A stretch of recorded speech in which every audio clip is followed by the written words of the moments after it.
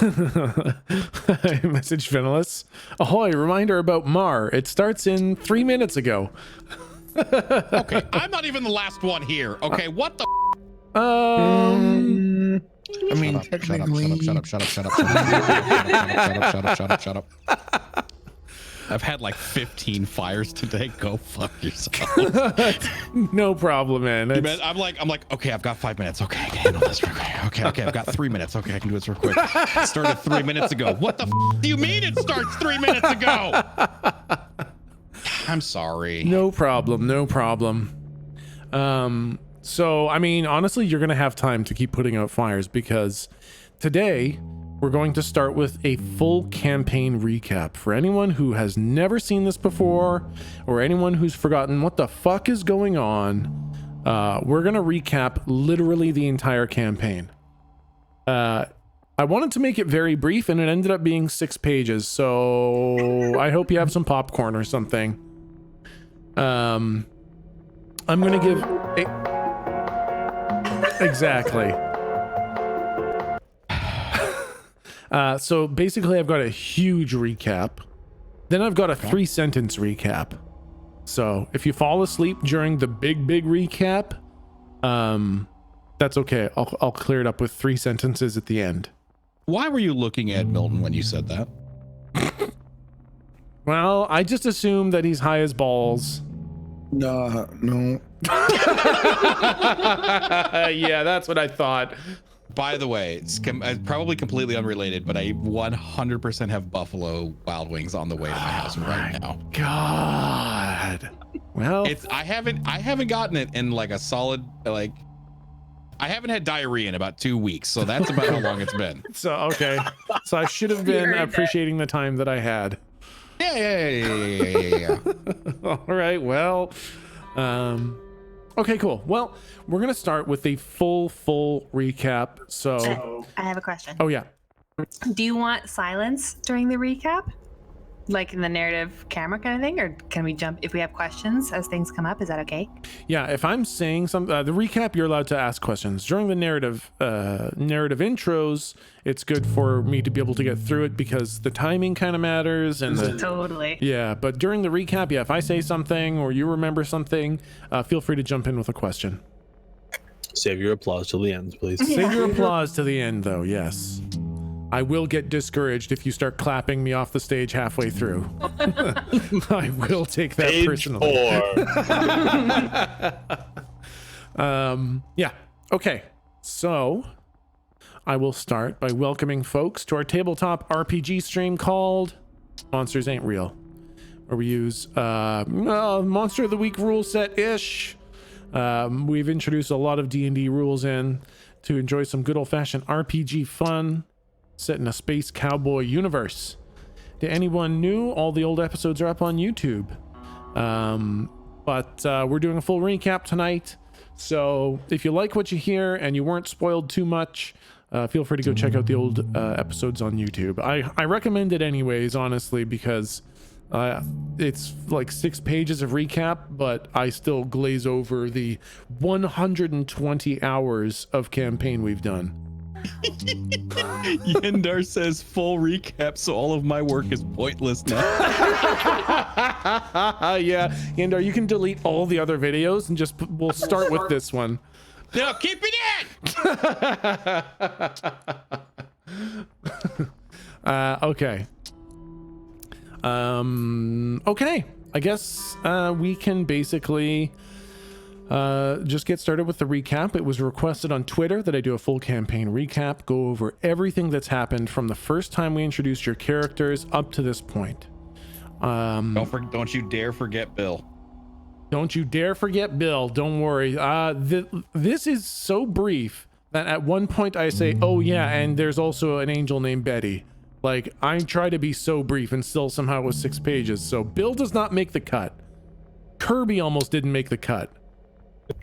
If Kirby didn't make the cut, I'd leave the campaign right now. That'd be crazy.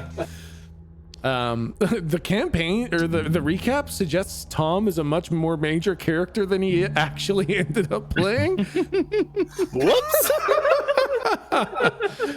may have had something to do with that, but I can't pin it down. every other sentence is something to do with Tom, and then all the regulars are like, wait, who the fuck was Tom? Was he the guy in the bunker? Okay. So when we first launched into the world of Monsters Ain't Real, or MAR as we call it, we started with introductions to the characters. Slump wasn't always the big melted lump of shit you see now. He was at one point a man named Qual Keck, who worked in the mines near Quinton. He went to a party one night where, after eating some burgers, he and all the partygoers started turning into these monstrous beasts, and he became Slump as he is now. He at one point was rescued by a man named Tom Whitaker, who brought him to a hideout and tried to rehabilitate him. Jake Marshall was a mechanic working at his family garage in Quinton. He met a strange woman, who we later found out was named Orinda, that told him that magic was real and she was being hunted. The next morning, she was unwoven in front of Jake, and that set Jake on a path that collided with Tom Whitaker, who began introducing him to the world of magic, the evil weavers and sorcerers, and a plot to potentially destroy the planet, and basically went on a quest to try to prevent it in some small way. And I'm playing the wrong music, so we're going to fix that. There we go. Lou was a traveling fortune teller who every now and then could actually see the future. One day, Lou was visited by Tom Whitaker, who'd been keeping tabs on her as she appeared to be a seer. That's someone who can see the ink, which is basically the substance that makes up magic. During the visit from Tom, Lou fully opened her third eye, where she was able to see Tom's hands leaking this white liquid. We would later find out that this white liquid is ink, and it's the echo of the vibration of atoms, and it's the energy harnessed for casting spells. The spell casting is what's known as weaving. When she opened her third eye, she also met a man or creature that appeared to be leaking red ink. His features were hidden behind a dark hood, but his hands had long fingers and wide palms, and he always kept one hand in front of the face of his hood with the middle and index fingers crossed. And he also had a magical third eye which was visible and constantly leaking red ink. This led to him being called the Bleeding Man for a long time, until you learned that his name was Volos. Galdrick was introduced as a nebulous, amorphous angelic creature who was given an ambiguous task. The strange part is that Galdrick's colleague was given the same ambiguous task, and they both arrived at different conclusions on how to carry it out. Galdrick truly believed that it was his divine mission to cause the apocalypse. His colleague, previously known as Bilithy, truly believed that it was their divine mission to prevent the apocalypse. And then you were both sent to the planet of Cowhearth to carry out your divine missions. Once arriving on the planet, you followed your divine sense that led you to a cave, a mine shaft, where the smell of damp dirt and stale air hung heavy. A few electrolamps hung off the support beams around you and off the beams leading back up the way you came. And there were 3 doors on the right-hand side of this circular-ish room you were in. You sat at a rough wooden table, a swinging electrolamp above providing limited visibility on your party. There were 5 of you sitting down, 4 of which you were meeting for the first time, and 1 who you feel you had already been introduced to, thanks to your divine providence. His name was Tom. And so our party was formed. Slump the Monstrous, Jake the Expert, Lou the Spooky, and Galdrick the Divine. Tom informed you of people who can use magic and they were called weavers for the way they weave ink into spells. He also told you that he was part of a group called the Calligraphers, and that he and his partners on the planet were fighting against a group of evil weavers. He didn't know the name of their organization, but he knew that where they succeeded in the past, entire planets basically blip out of existence and are never heard from again. He sent you to fight some creatures that can only be described as monsters. The first of which was an enormous lightning-powered monkey. You were later informed that these were not actual monsters. There's no such thing as monsters. In other words, monsters ain't real. These creatures... He said it. He said it. I said it. Sorry. I had to reach a little bit. I had to reach a little bit for it, but I got it. Sorry. I got there. Sorry, It's okay. Sorry. I'm so... These creatures were not monsters. They were familiars, beings created entirely out of ink by weavers to sow chaos and destruction. Your investigations had you find the person who was responsible for creating these lightning monkeys, a man named Demersal, who lived in a tower in the middle of a nearby lake. Rather than fight him or interrogate him, you teleported him to a random place. And you later found a strange scientist living beneath his tower, Dr. Ick, who you learned was actually one of Demersal's familiars that had, quote unquote, escaped. And you brought him with you back to Tom's cave. Further investigations led you to a man named Hutch. He was actually also a weaver for this mysterious evil organization. You tracked him down to the back of a mine shaft where, after ambushing him, you saved him from an army of creatures that looked an awful lot like Slump.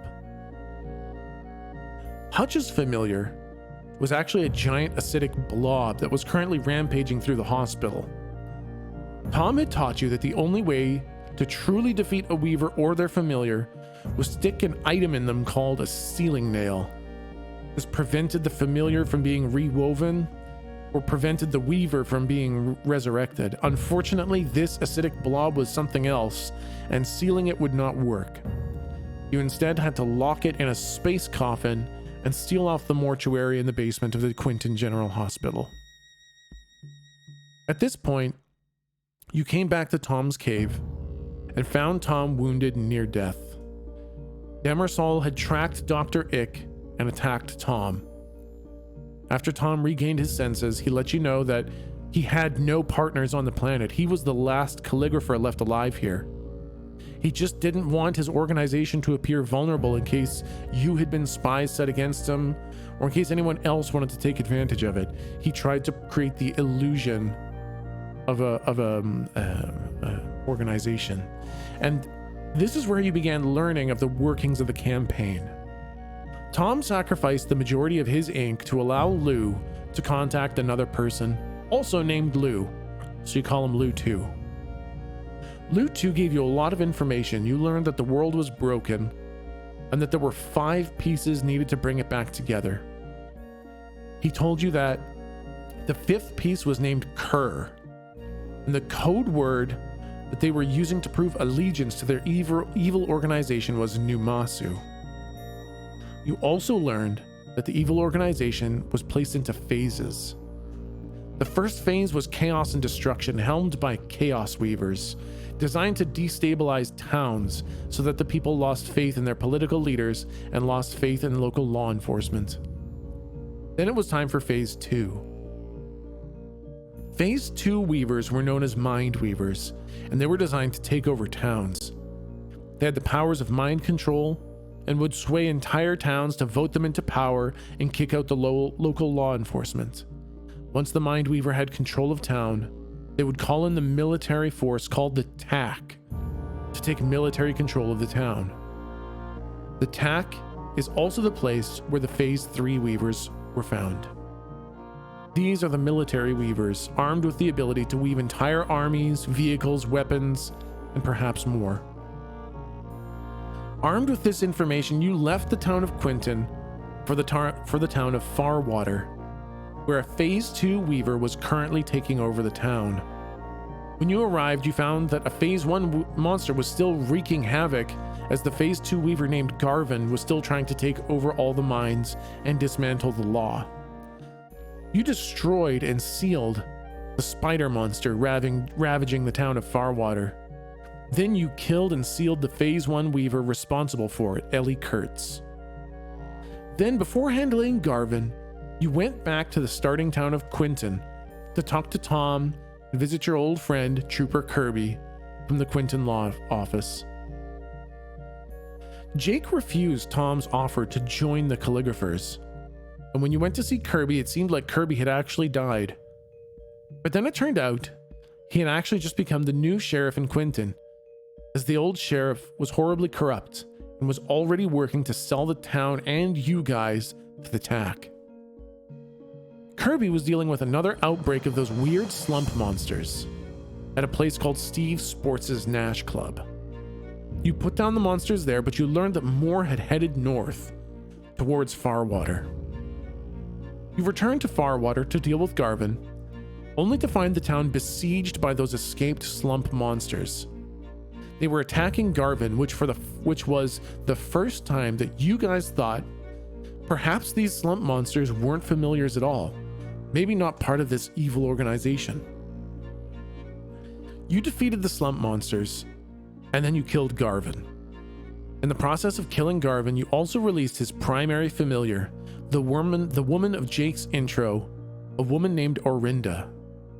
She was transferred by Volos from being Garvin's familiar to being Jake's familiar.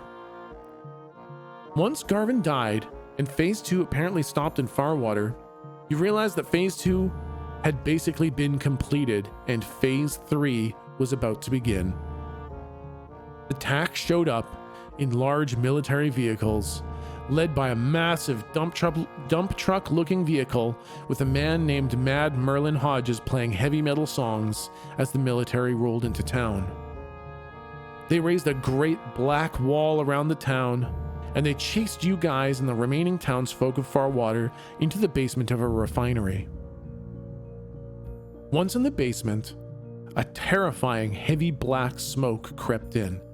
It killed all of the townsfolk and very nearly killed you.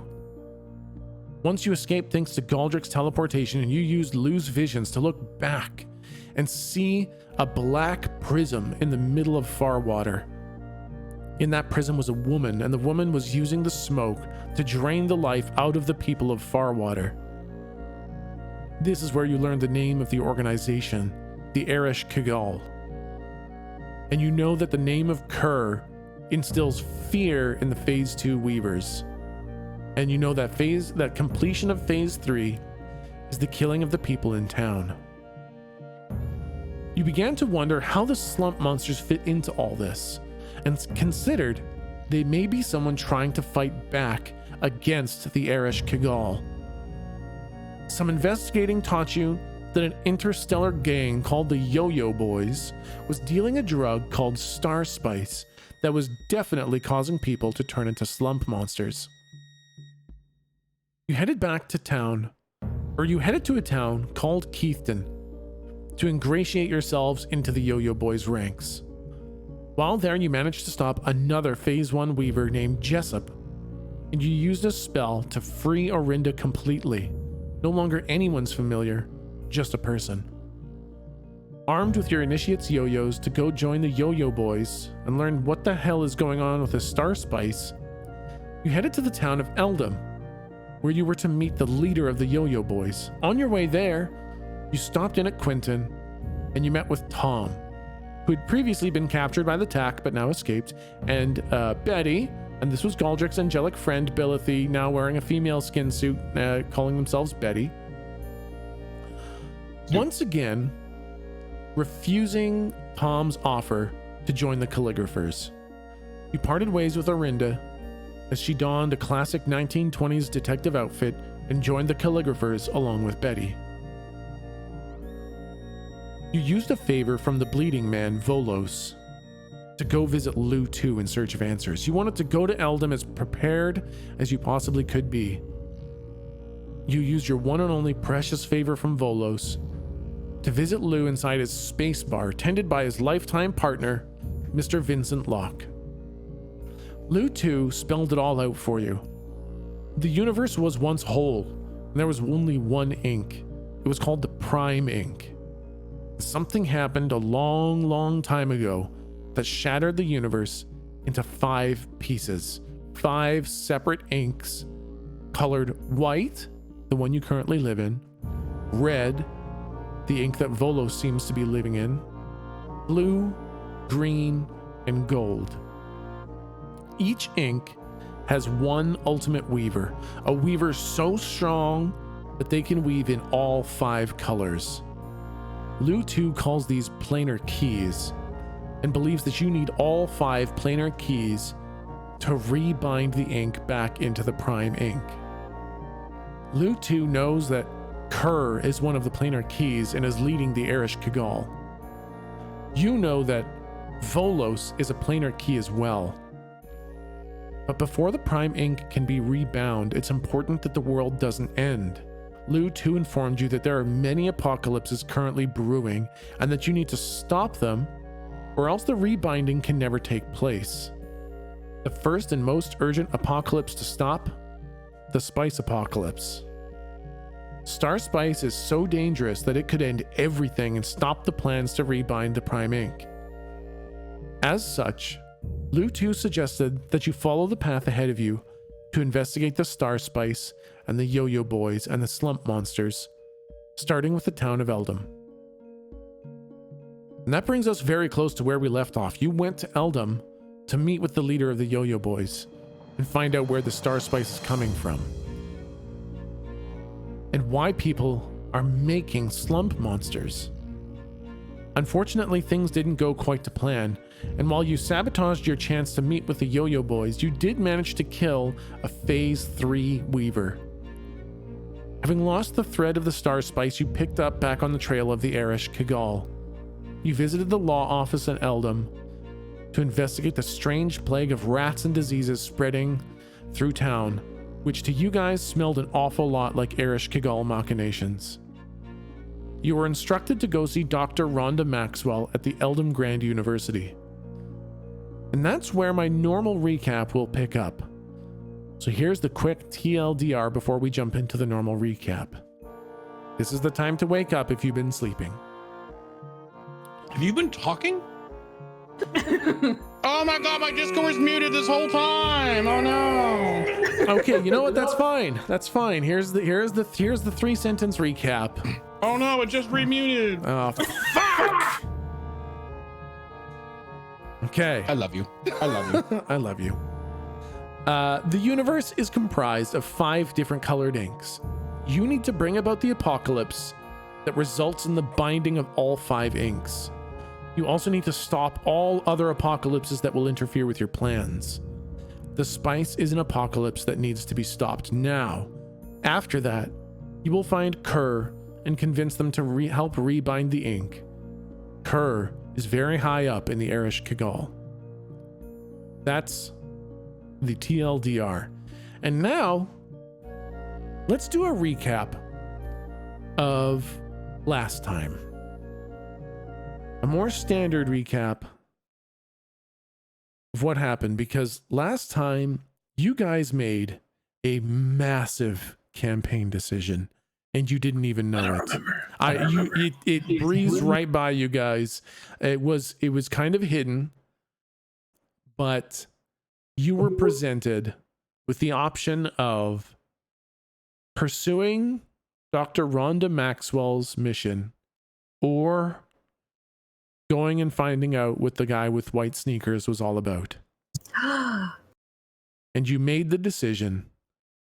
And now we're going to do a little bit of a recap, then we're going to do a narrative intro that's going to spell out what happens. Never trust a man with white fucking sneakers. Is that a thing? I did not know that was a thing, but apparently it is. And it's so fucking subconscious. I'm currently looking down at my white sneakers. Uh-oh. Get the fuck out. I'm killing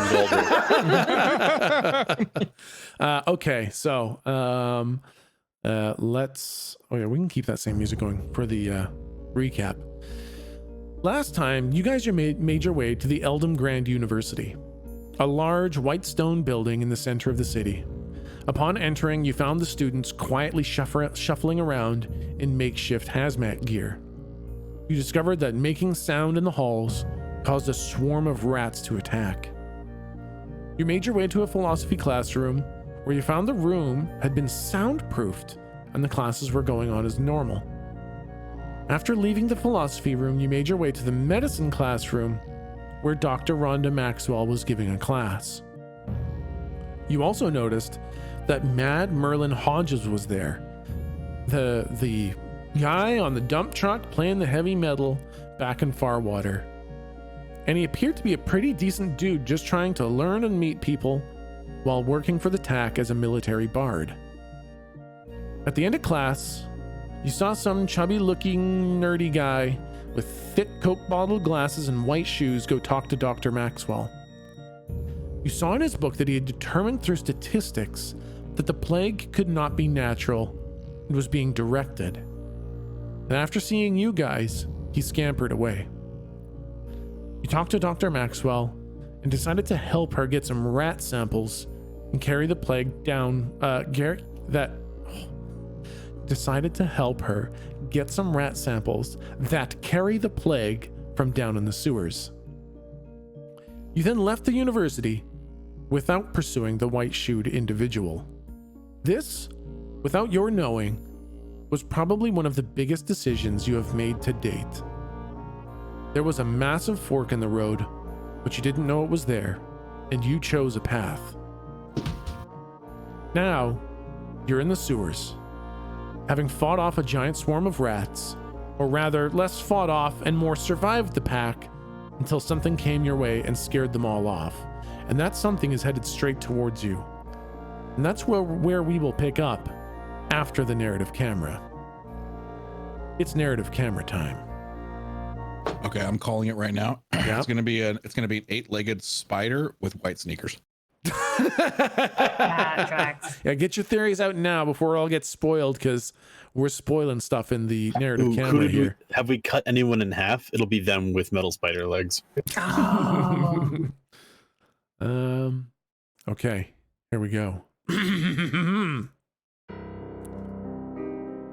We see a dimly lit room.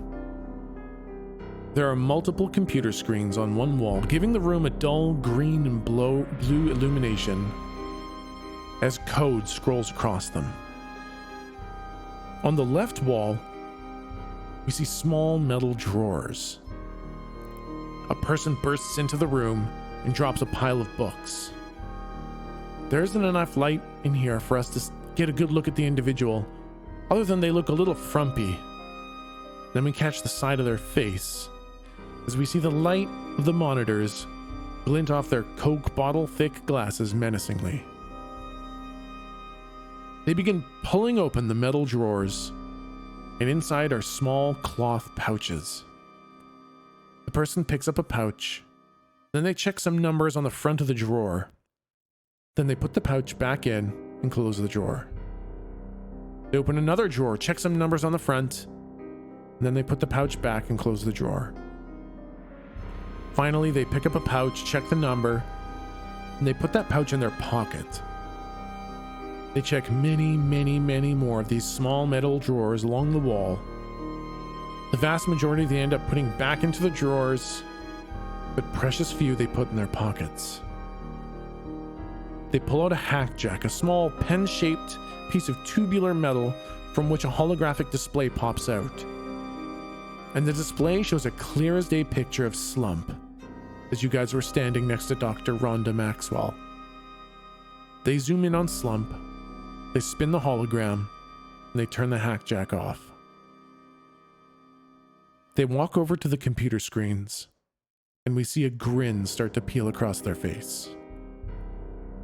The glasses glint too much for us to see their eyes, but the smile is so wide it threatens to split the seams of their mouth.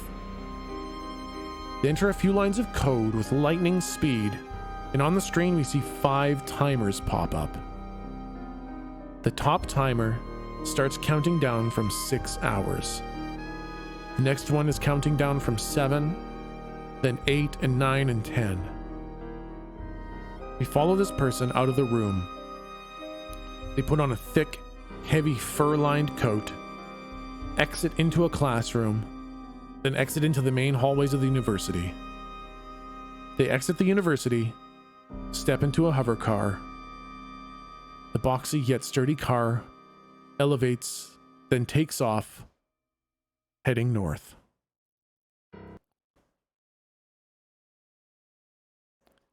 And that's the intro. I don't trust that guy. Wait, Sounds fishy. What's north? That's Sounds to me rather- like you have an admirer. Mm. Who's you? It does sound like that. Mm-hmm. Slump. Get a big picture of Slump. Oh, thank you. Yes, I heard that. I was listening. Yeah. And so, with that in our minds, you guys are in the middle of the sewers. It's very dark in here. You've turned off all your lights, and there's a little bit of flame. There's a little bit of flame. Still burning from the flamethrowers that you guys were using. That lights up just enough for you to see some sort of a shambling creature coming around the corner up ahead of you in the sewers. Is there anything you guys would like to do? It's scared away all the rats, and this shuffling creature that doesn't look like it's not moving on legs necessarily. What? I'm sorry. I'm sorry. What?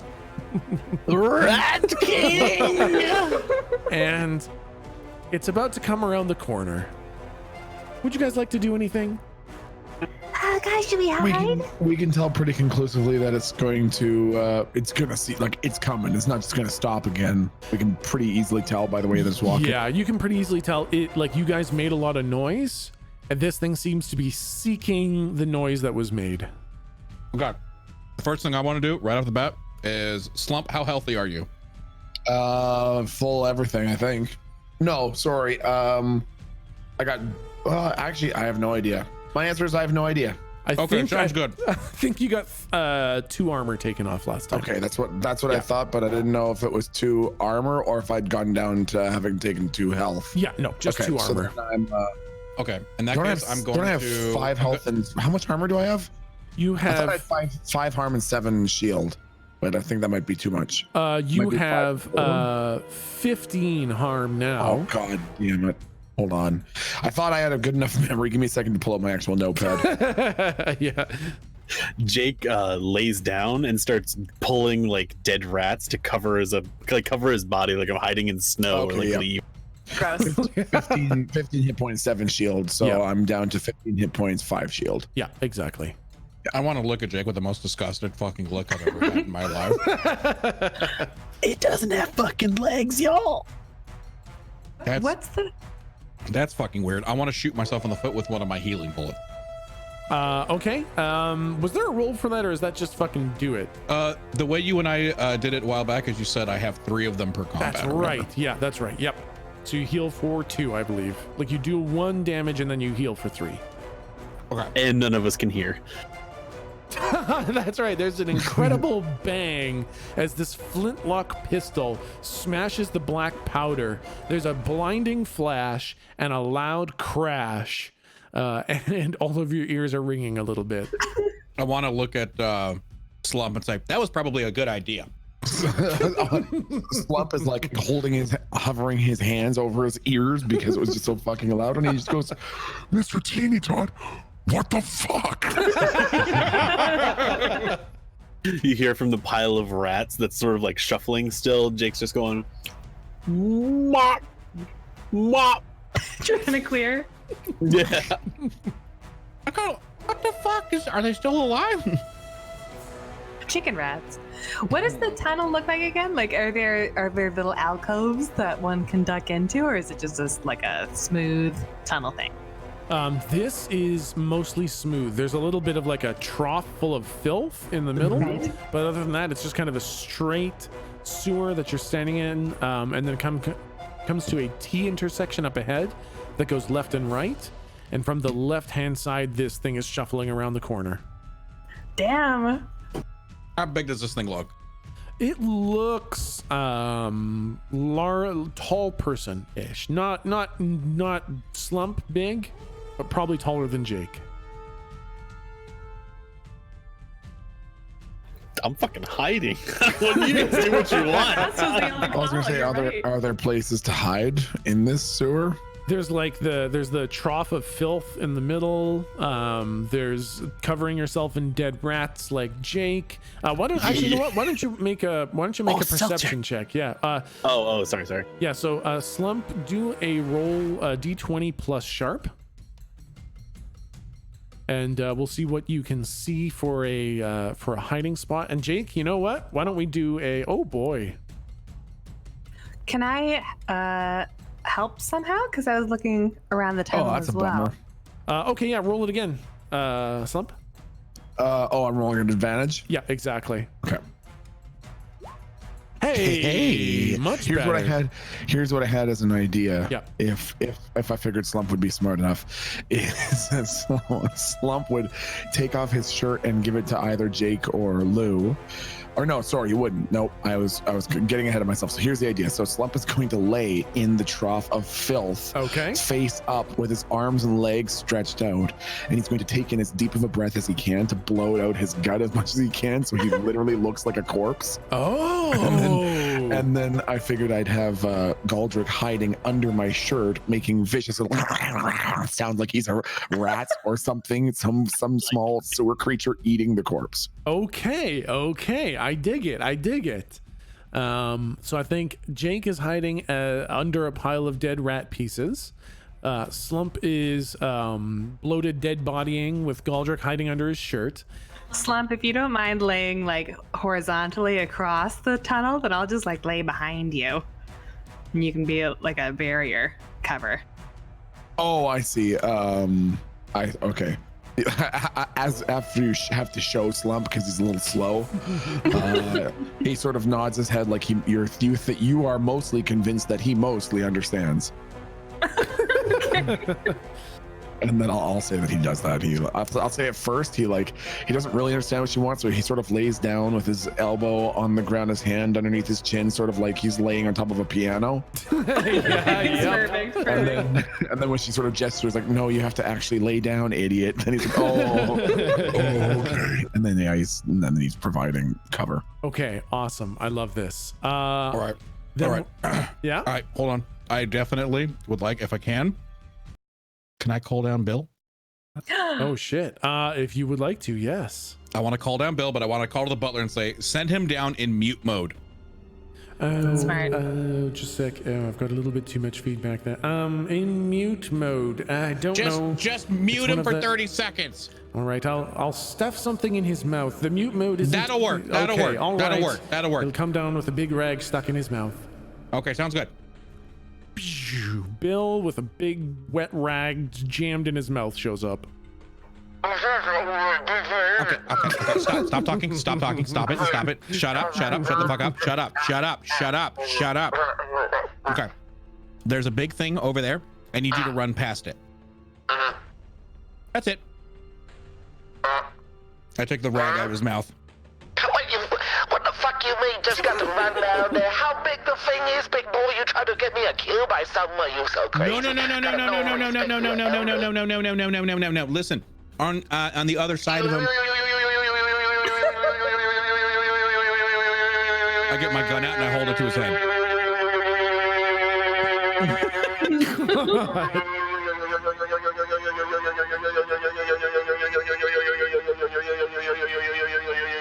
I shoot him in the foot.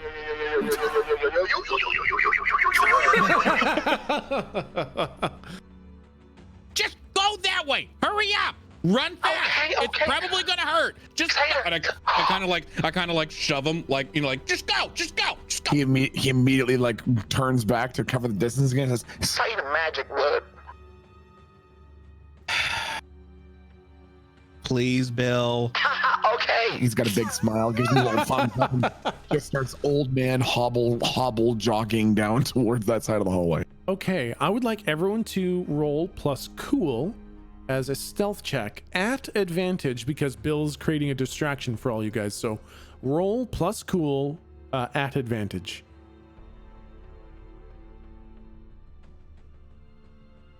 Hey. Not bad. Wow. Okay. Wow, guys. Not bad. I got it beat a 10. You were rolling 2 d20s. What? Aldrich. Wait. Okay, wait a minute. Cut the video. Oh God, dude. Okay, he probably heard me yelling at Bill.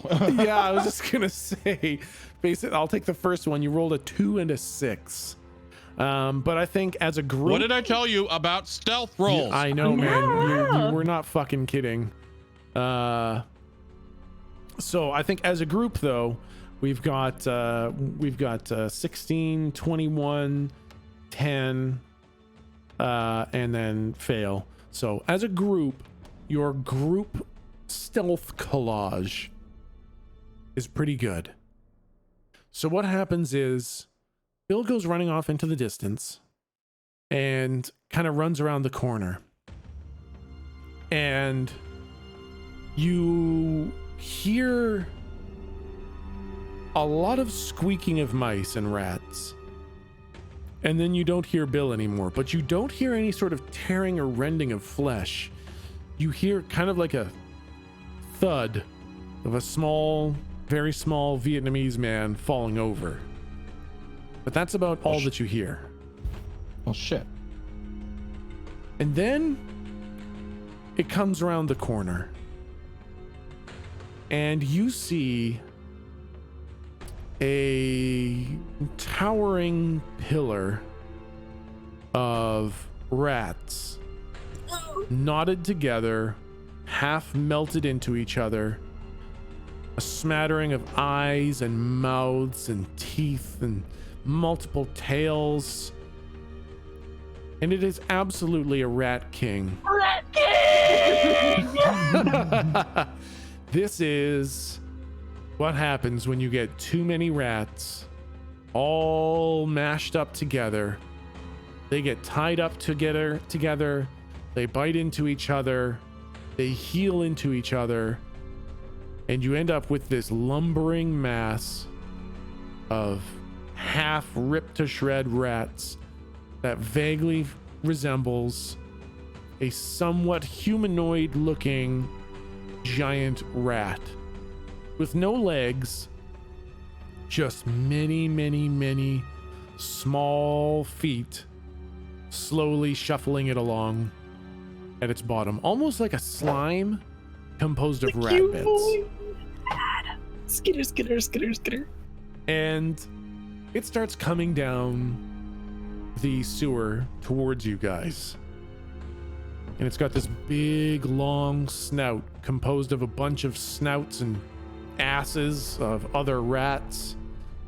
And at the very tip is maybe about half a dozen rat noses all smashed up into one big, bulbous rat nose. And it kind of leans down and it starts sniffing around at you guys. No. And this big, weird tendril composed mostly of rat abdomens and tails kind of comes out the side of it. And it starts feeling around at all the dead rats. And Jake, this big, weird rat hentai tentacle just starts sliding across your face. And it lifts up the tentacle. And it goes over to Slump. And it puts its pussy oozing nose right onto your cheek, Slump. And you hear it sniffing. And then it lifts up its head. And it starts shuffling down past you guys, down deeper into the sewers where you guys had come from. And it shuffles out of the way, shuffles off into the distance. I shoot it. I'm just kidding. I'm just kidding.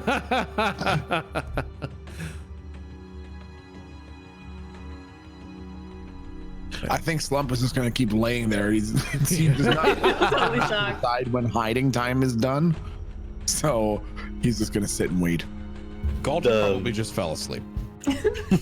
The suits that we're wearing have like masks, sort of like gas masks or visors or something like that. Oh, that's or no? right. Yeah, that's right. They have masks. So it's just left a big old slug trail on your mask.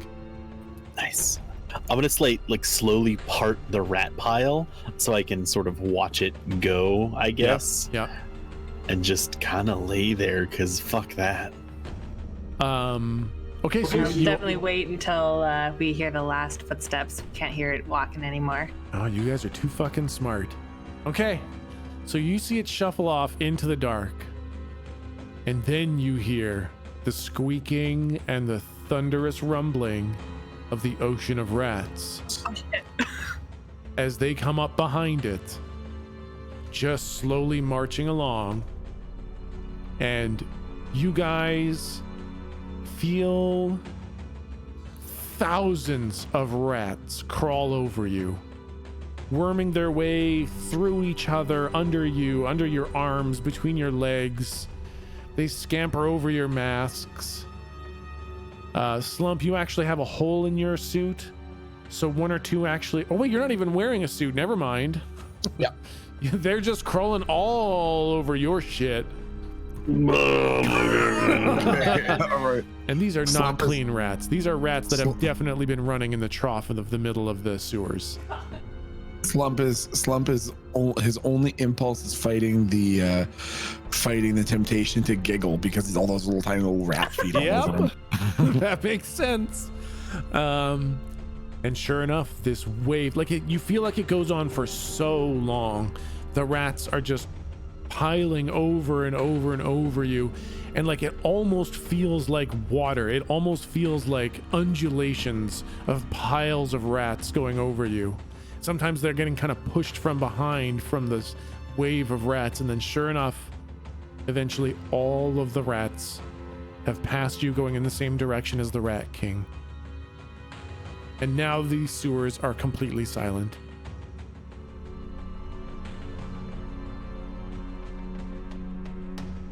Lou I'm- jumps I'm- up and does a full body shudder.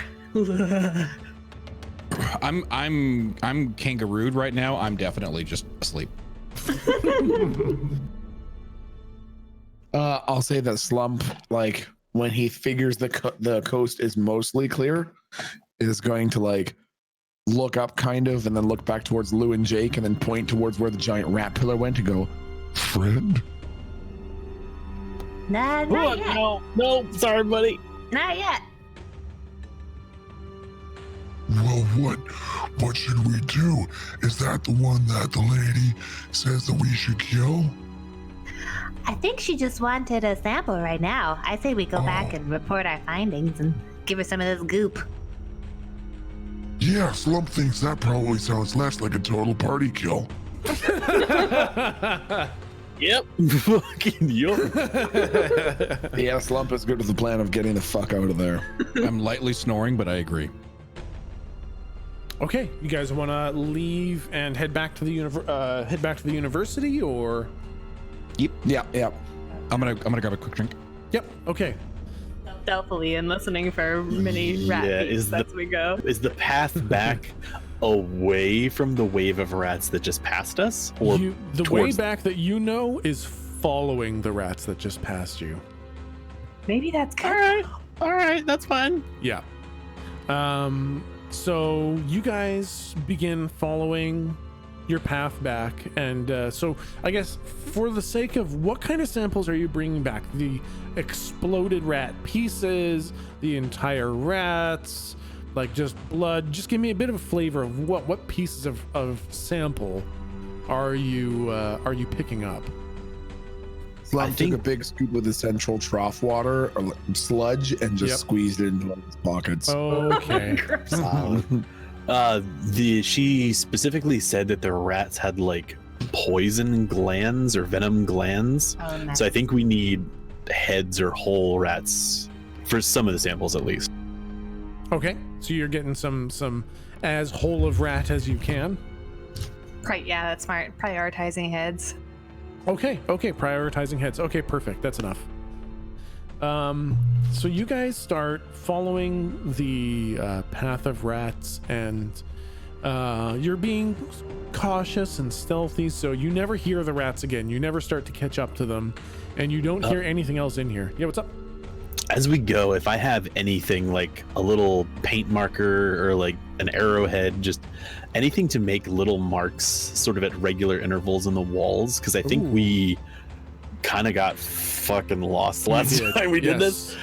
Just something, any kind of marker that I've got on my person, like a piece of tape, anything. Yeah, there's a roll for like what I have when I need it or something like that, right? Oh shit, yeah. Preparedness or something? It is preparedness when you need something unusual or rare. So D20 plus sharp? Yeah.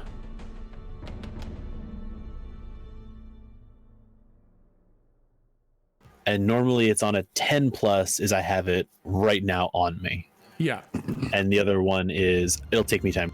Yeah, you know what? I think honestly, this thing isn't really rare. What I was kind of thinking was like a orange spray paint for marking pieces of metal, you know, spray painting 1s or 2s to make sure you can put the bike back together the right way kind of thing. Perfect, yeah. Yeah, so you start putting these little orange X's where you guys have gone, and I will not make you, if I forget, you do not need to roll a survival check when you come back into the sewers. You can follow the X's. It's your boy, the pack rat. Okay, so you guys start making your way out, and yeah, you never catch up to that wave of rats. And in fact, the sewers are deathly silent. But there's no other incidents. I do think it takes you a little while to get back because you did get lost kind of coming in here. But I think having these X's to make sure that you don't double back on yourselves means that it takes you a little bit of time to find your way back out. But eventually you find those big basement double doors that led you into the sewers. Out behind the sub-union, apparently rat meat burrito bar with Mr. Gaucho as the... I don't remember if you killed him or not. I think you hurt him very badly, but I think you left him alive. That doesn't sound like us. And I think it is starting to become evening time. The sun is starting to go down. The streets are starting to get dark. And you can see that some of the kids are showing up for evening class, night class. So Can I look or just keep a general eye out to see if any students are playing with yo-yos? Just to like keep an eye out in case. Oh, okay, Okay, sure. take that. Roll D20 plus sharp as a perception check. Oh. Holy fuck. Must be nice. Perception only, no. So yeah, no, you see a kid throw in a yo-yo, but then you see them stop and you realize they're probably not a yo-yo boy. No. But you definitely know that you are not missing anything. There's no secret. Okay. No secret yo-yo boys here. I do want to make a note of that kid's face, just in case. I know it won't come up again, but I just want to. Shit, actually, you guys are going to the university. That's a really good fucking roll. Oh, as I'm looking for yo-yos, do I see anything accidentally on the walls or something? Or another student? Because I'm looking hard at the students. Okay. Quick, generate lots of NPCs. We'll ask their names and their birthdays. What color are their shoes? Exactly. Make sure they're all talking to each other because students talk. Shit. There's an interesting thing. I worry about things getting a little bit muddled, but you do actually, I guess, once you come to the university, you see that smooth looking yo-yo boy Corvette parked outside the university. And you see this kind of chubby looking lady with a mohawk and spiked shoulder pads kind of leaning up against the car, and she's yo-yoing, and she's got the leather jacket and the fucking ripped up jeans and all the trappings of a yo-yo boy sitting outside the university. I'm only giving that to you because you rolled a fucking natural 20, even if it makes the story more complicated. There's too many threads. I smack everybody on the arm, but then I make a shh noise and say, "Be cool, Don't look, but there's a yo-yo person over by the edge there on the parking lot. Slump is gonna go immediately over. just go over there." Just walk right up to her. Yep. He doesn't wait for anything. If anyone tries to stop him, he doesn't care. Okay. Yep. He's- I'm gonna follow him, but I am gonna root for my yo-yo and be yo-yoing as we go. All right. I want Slump to basically walk up to her and see her like yo-yoing idly, just casually. It would be like, this is what I envision. Okay, I want Slump to basically go up and look at her yo-yoing back and forth, and like as he's walking by, just sort of like slow down and give her sort of like the narrow eyes, and then go. I was friends with Borpy and Glorpy. They were way better. He's referencing who Bonnie and Kelly. Bonnie and Kelly, and but it would be like seeing Tony Hawk like riding his skateboard to the supermarket, or watching watching your neighbor Joe skateboarding to the supermarket. Like, I knew Tony Hawk. He was way better. well, yeah, obviously she's not trying to be good. Yeah. She's just yo-yoing to mind her own fucking business. But yeah, I want somebody to go. I knew Borpy and Glorpy. They were way better. Excuse me? Who the fuck are you and who the hell's Borpy and Glorpy? I said, bitch. I knew Borpy and Glorpy, and they were way better.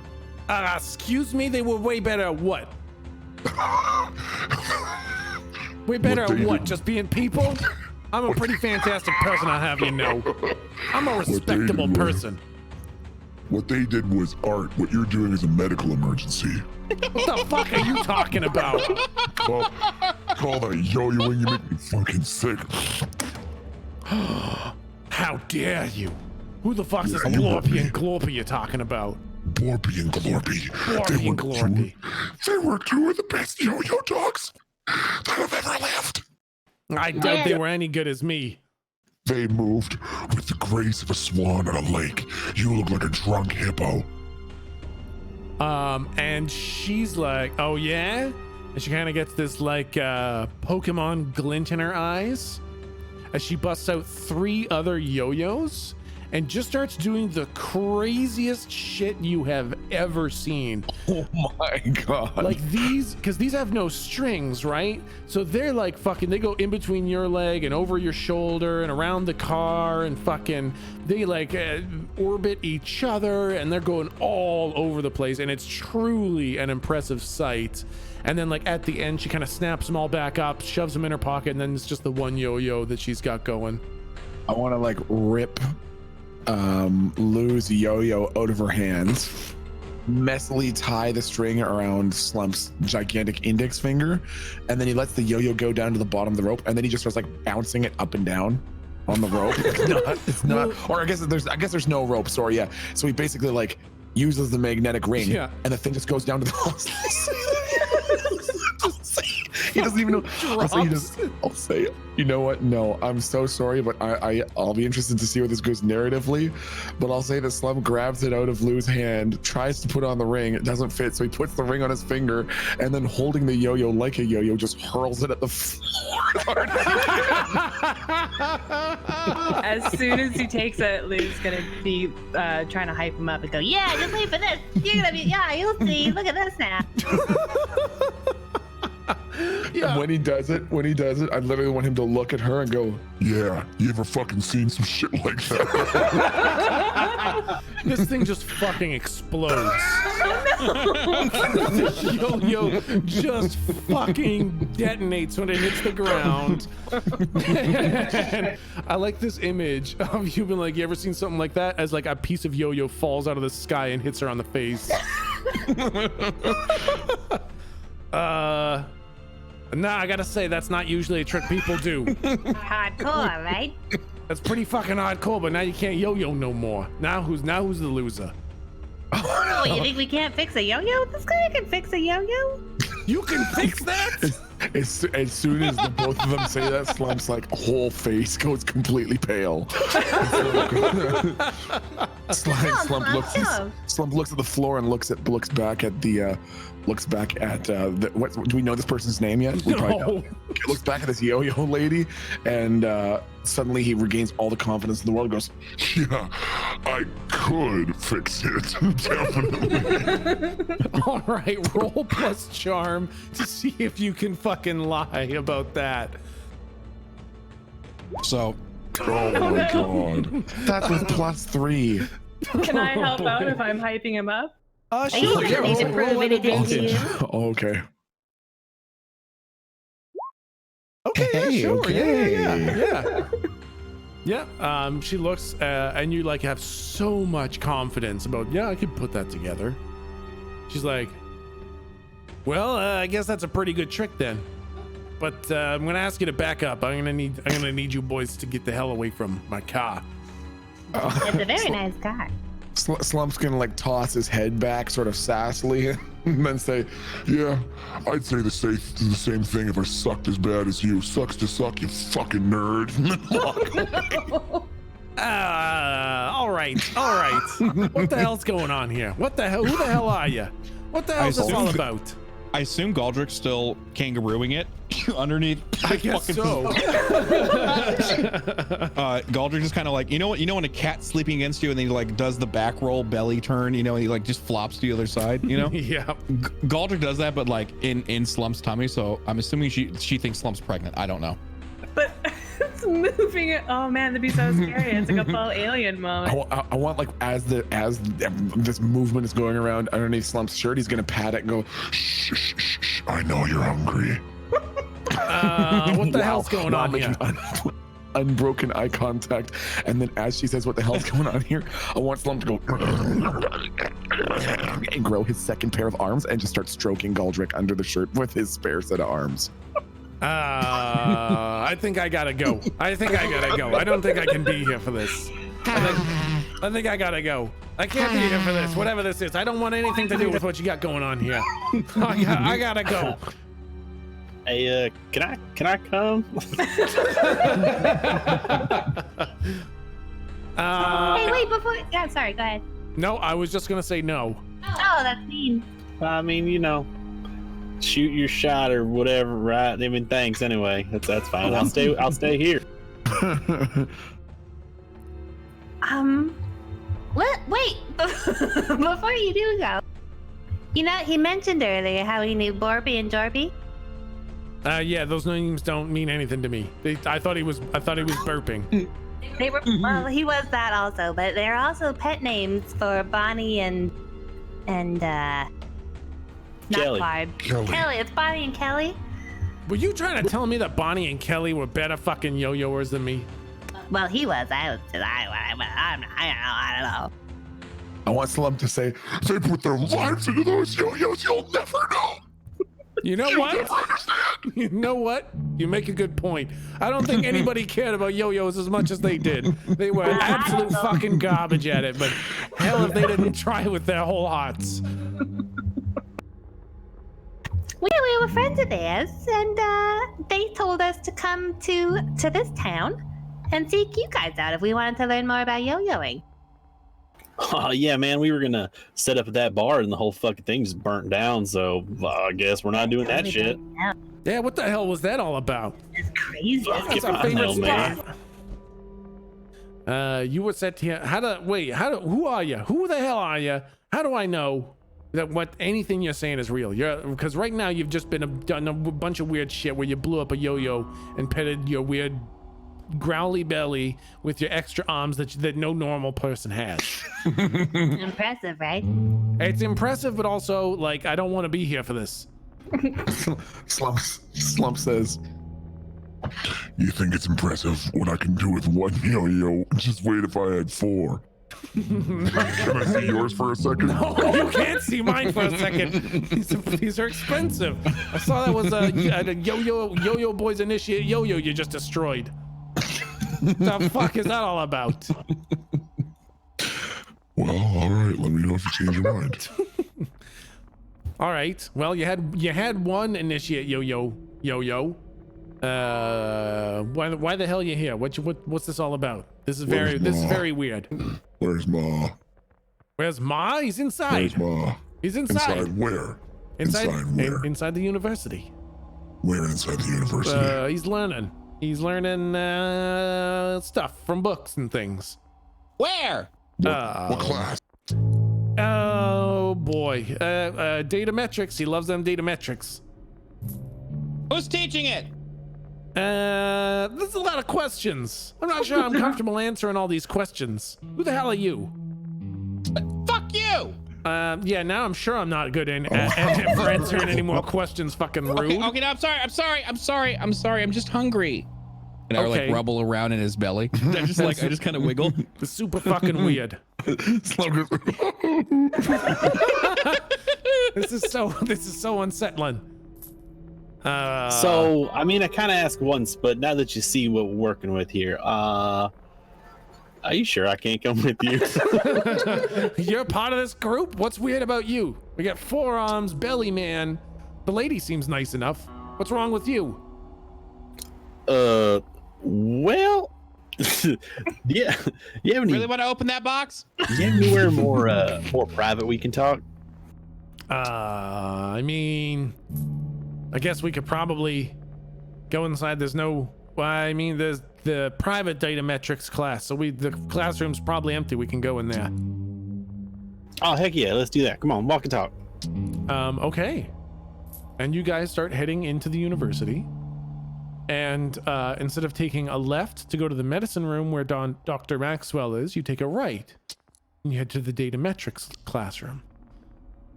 And I may have deleted that because I thought for sure you guys weren't going to go there, but that's okay. That's no problem. Data metrics. No, I guess I just I just deleted that shit. So you go in there and there's like computers and stuff, and then like metal desks, probably some chairs, and there's probably a blackboard with some stuff on it that looks like code. And it's completely empty. All right, Hey, we're where's here. Ma? You said Ma was in here. Oh. He's probably taking a shit or something. I'm sure he'll be back in a minute. Is he taking a shit or are you giving us shit? Actually, you know what? Why don't you roll plus sharp, Slump, as an insight check? Ooh. We're doing some real D&D shit here. Oh my god.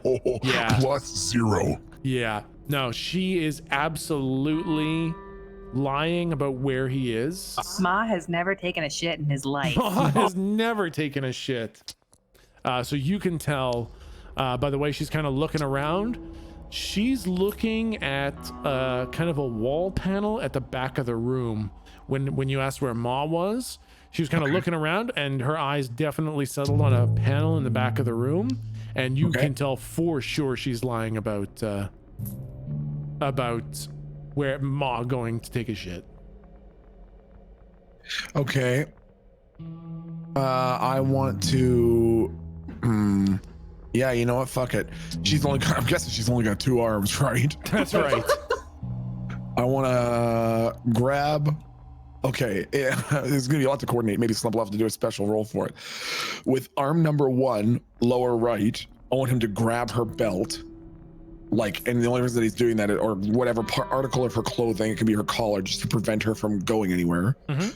Arms 2 and 3, upper right and upper left, are going to grab her arms at the shoulders, or just beneath the shoulders. And arm number 4, lower left, is going to cover her mouth. And he's going to pull her right up to himself and press his big, doughy, fucking gigantic, sweaty, strangely, upsettingly cold face into hers, so that all she can see, his face is so fucking close, is just Slump's gigantic eyes, and say, "Are you lying to Teeny Tot?" Roll plus tough at advantage because you're using all your arms to see if you can hold her.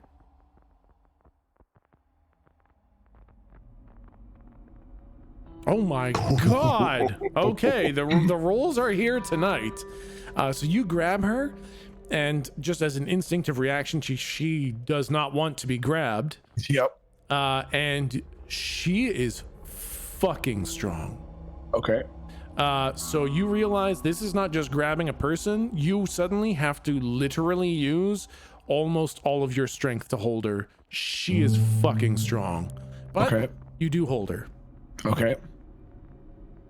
And then I want to say that. So, and then I want to like uncover her mouth a bit. And if she tries anything, I'm going to like shove my hand down her throat. Yep.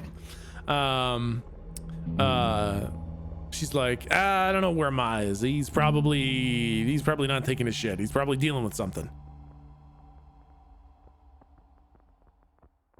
Why did you lie to me? Cause Ma's a private guy. He does his own stuff. It's not for me to go telling fucking weird four-armed weirdos where he is. I want Slump to cover her mouth again and start pulling on her shoulders a little bit. Just pulling on those upper arms. All right, roll another strength check at advantage. Wow, man, these are some crazy fucking rolls. So what are you doing? Like, I guess how do we resolve? Do I deal damage to her or? I'm not. I don't want to pull her arms out of the socket yet, but I want to pull hard enough that she understands that what's being implied is that if she doesn't give us a satisfactory answer, that Slump is literally going to pull her arms straight out of the socket and maybe rip the skin off. Who knows? All right. So she's gonna roll to try to contest your roll. Oh my god. She actually, as you start pulling, she gets +3. Yeah, man, she's fucking big strong. She's stronger than Slump. In this instance, she managed to find an angle that you just weren't totally covering. So when I see or when I notice that Slump is like losing this fight, can I roll to help out? Kind of like an arm wrestling. Like I'm seeing that Slump's losing that arm wrestle. You know, can I do anything? Can I do something to help out? Yeah. You can either roll to do something, or we can have Slump roll again. I'm going to. I'm in his belly. Yeah. I want to use my ability to phase through things. I want to phase through his jacket. I don't want to just punch her in the throat. Oh my god! Go Sludge! All right. Roll to kick some ass. So roll d20 plus tough. Is it still +2? Still +2. Yep. Okay, I wasn't sure if we changed the modifiers. Oh, it's not a stealth check, so I'm fine. Yeah, exactly. Yeah, no, fucking ghostly Galdric arm just comes through, fucking punches her in the neck, and she was absolutely rolling, or she was absolutely breaking Slump's hold. But then, just the windpipe gets knocked, and she fails to break out of your grip. And you were covering her mouth again? Yes, yeah. Okay, yeah. And she is screaming underneath your mouth. Well, you guys have a gap. I want to try and use magic. Okay, yeah. Slump is. I was gonna say, I'm gonna let Jake do that because Slump was literally just going to crush her head like a grape. So that's probably for the best. While this was going on, I don't. Do I have working knowledge of the time we met Ma and all died, or did that get erased when we like? Nope, you still have it. So I remember the last time we met Ma, we all died. Yeah. And I would like to look into the future a few minutes and see if anyone comes into this room. Just like fast forwarding the video camera that is the future, just to make sure no one comes in and shoots us. All right. How far in the future would you like to look? Considering she started to scream and is screaming and it's going to be loud, I don't know, like 2 to 5 minutes, not long. See if there's an immediate danger. How specific do you want it?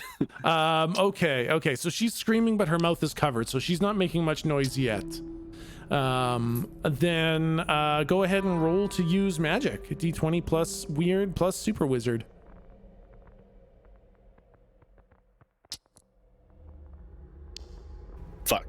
Oh, balls. You open up your little portal, and it's just like static. You can't really get a good read on what the hell's happening. Can I see that Jake has done that? Like, would I know to help out, or is that only? Can he only I don't think a help out is gonna help it too. That's true. It could be roll at advantage. That's also So you could true. roll again. If you want to, yeah, I'm gonna start like slapping my hack jack and be like, "Oh, bad signal. I don't know." Yeah, so yeah, you can definitely help out if you'd like. Okay, I'm gonna point out where the ink got crossed. I'll go, oh, you just gotta bring it up and over rather than underneath. Oh shit! Oh fuck me! All right, it's like cat's cradle thing. It's weird. Yeah. Yep, and roll again. Yeah. Okay. All right. Oh, got it. Thank you. Thanks. So I will say you start 2 minutes in the future, looking at like the room, the like door to the room, and it's not open. And then at about like the 4 minute mark, Ma does walk in. Is he mad? Well, I guess that depends on how fucking shit resolves in here. But you have about 4 minutes. I don't want to until- like tell the future. Okay. Yeah. You have about 4 minutes until Ma shows up. All right, I will inform the group. I said out of character, then did in character. Hey y'all, we got like 4 minutes, and you remember the time we all died? I don't think you do. Anyway, that's gonna come back in. Oh, What are you uh-oh. Huh? Do we? What? Oh, Yeah, Ma, you guys Ma, all remember. Ma. Okay, I good. don't. I wasn't. I'm just in denial. I've never lost a fight in my life. Nah, sounds right. Slump, Yep. can we help you? What do we what do you want I want to Slump to happen lean- out of this? I want Slump to lean in and say, I have no fucking idea. Oh, okay. Well, why have you stopped? Listen, lady, this is a show of strength to show you how powerful and valuable we would be on a team, right? Look at that. Oh shit, good save. What? Roll Slump plus is charm. Slump is really eagerly shaking his head right in front of her. It's like, Yeah, that's why I'm doing this. All right, roll at advantage. Roll charm at advantage. What the fuck? natty I'd like fucking the 20, 20. please. Natural 20. She immediately relaxes, and you hear her like, you can feel her kind of exhale underneath your hand, Slump. She's like, Yeah, exactly. You get it. All right, see you later. And walk out. you take your hand off her mouth. Yep. She's like, holy shit, you guys weren't fucking around. What the hell? Okay, all right. Scary. Tell you what, you have my fucking attention now. Okay, what are you looking for? You just want to, what are you looking for? You want to know Wondering if where's- you know anything about them rats. about the rats? Nah, they said like some kind of giant pain in the ass, but tell you what. How, Yeah, what? What? well, how about just that we admire your style so much? Like, tell us about the Yo-Yo Boys. How do we get in on that action? Well, I'll tell you what. Ma's probably going to be back in a few minutes. I don't know why he's not back yet. Honestly, he's supposed to be here. He's meeting with Dr. Dorius. And it's kind of weird that he's not in here already. He'll probably Dr. be... Dorius, what does he want with that fucking nerd? He gives us supplies. Supplies, yeah. He's like a supplier. Supplies stuff. What's he a doctor of? Data metrics, I guess, and supplies. Doctor of supplies? Doctor of supplies. Yep. Wow. Yep. But hey, you guys are fucking tough as shit. Tell you what. Let me ring up Ma. Get him in here. I mean, shit. What you did? What are those extra arms? What the hell are those things?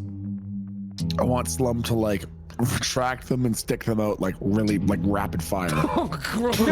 just staring at her. Just I was just gonna say, she definitely like her face kind of goes pale. She's like, oh god, all right, that's messed up. But also, yeah, okay, that's gross. I hate that. See?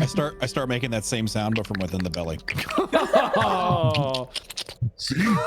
Don't you have those too? no, I've never met someone who's got these extra 4 arms out there. Slum can help you look for them if you want. That actually might be kind of cool. Might just need to open up a few flaps of flesh. Well, that's not so cool. Maybe They I'm. might be hiding. Oh, I see. Nope, definitely pretty sure they're not down there. Sometimes Slump can smell them. I want Slump to just start smelling her armpits.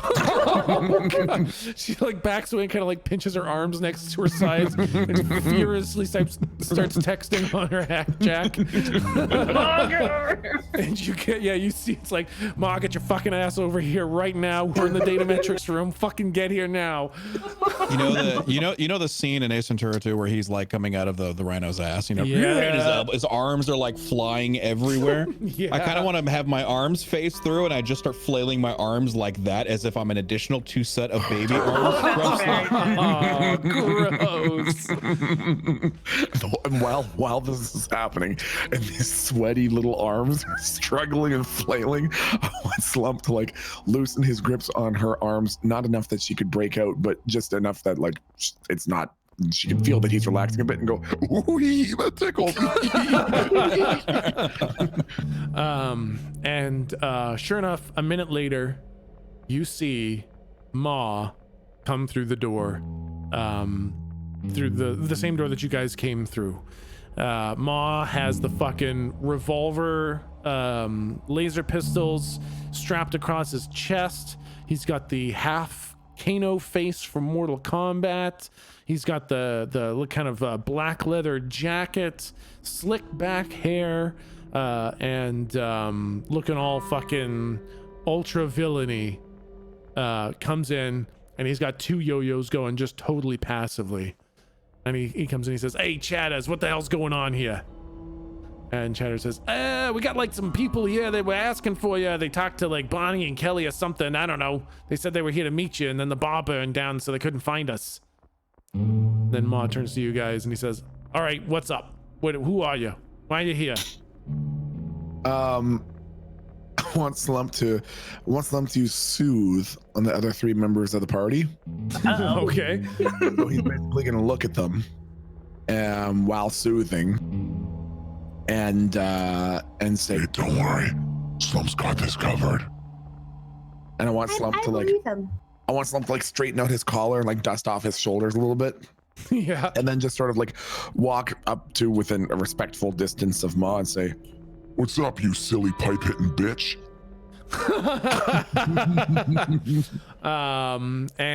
He like his eye widens and his laser eye widens and like this look of like aghast comes across his face, and he reaches down to his pocket and he slaps a yo-yo in your hand. I want Slump to smash it on the ground. No, I'll say, I want Slump to, you know what? No, he's gonna try. I want Slump to try. Try to smash it? No, with like unbrow. Or try to do some yo-yo tricks? Oh, wait. I want Slump to lean in, and I want to roll like to persuade, like to make this as charismatic and convincing as possible. What I'm about to say next. So what would I roll that? What's that, plus charm? Plus charm, which I think for you can roll plus weird because of your unnatural appeal.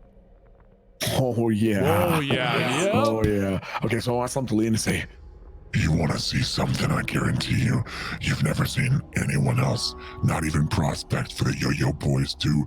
You want to see something so crazy you never seen it before? His eyes narrow to just slits and he says, "Show me." Slump, from an inner pocket, I want him to bring out like a first generation iPod Nano, and just with one of his forearms lift it up a little bit so that Galdrick, who's still inside his shirt except for his little fucking arms, can press the play button. On it. Okay, yeah. And then when Galdrick does, I do. Okay.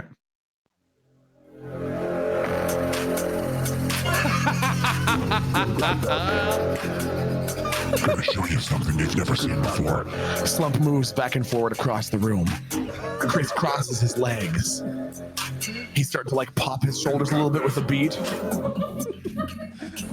Oh hell yes! I'm gonna show you something you've never seen before. He's got that. You've seen it all, Law Dog. I know you've been around. You ever seen some shit like this? 'cause you got that, like you, 'cause you. And he smashes the yo-yo on the floor as hard as he can. Oh my god. Can I use magic? Yeah, absolutely.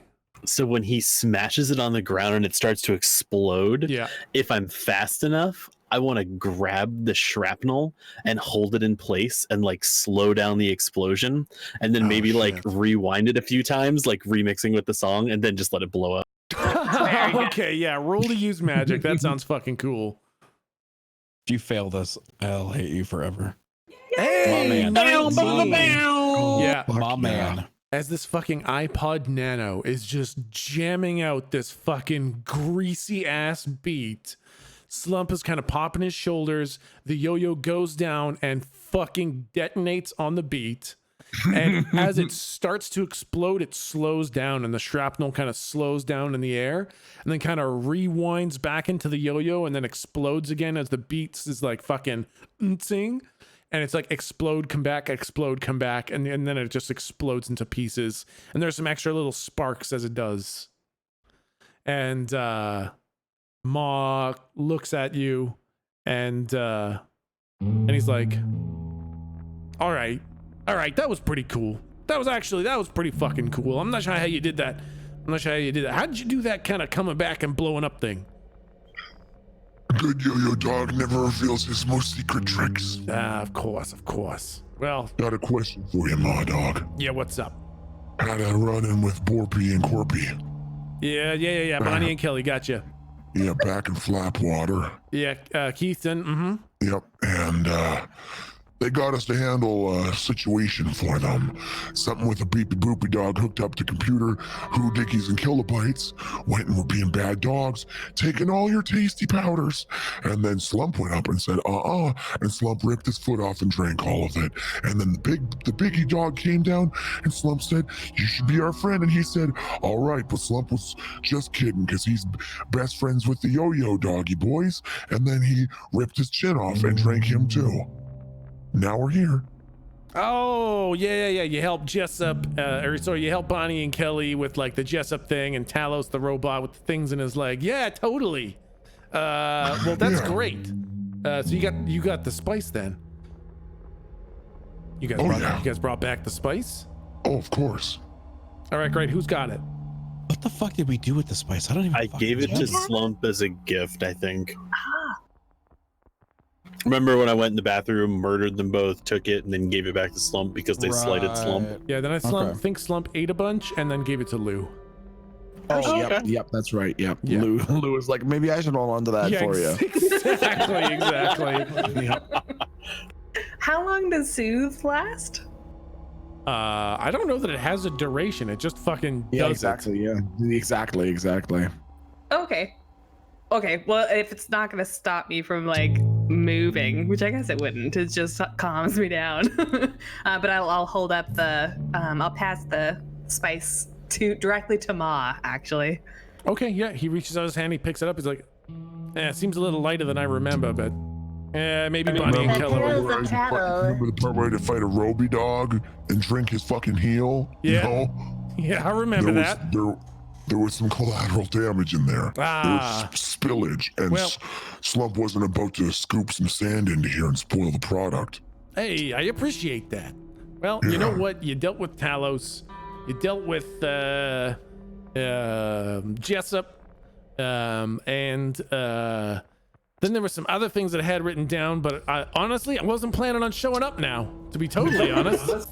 I wasn't thinking I was going to be here. So a lot of the notes that I'd taken to remind me about the things that I do and don't know, I don't have them immediately available.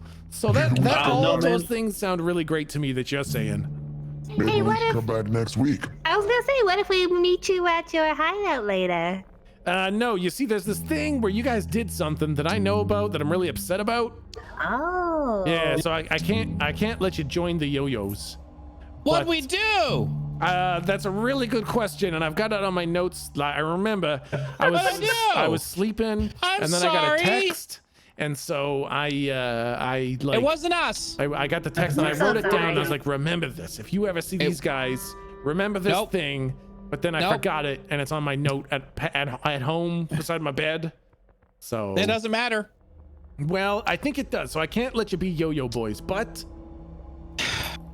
What if we meet for another preliminary meeting at a location of your choosing? no, that's perfect. We'll just deal with this right here and now. I'll just, you know what? I'll just try to remember really hard. But hey, you're here. You know about Dr. Dorius then. I think that's what I was going to tell you about Dr. Dorius, but we're already here, so you must know.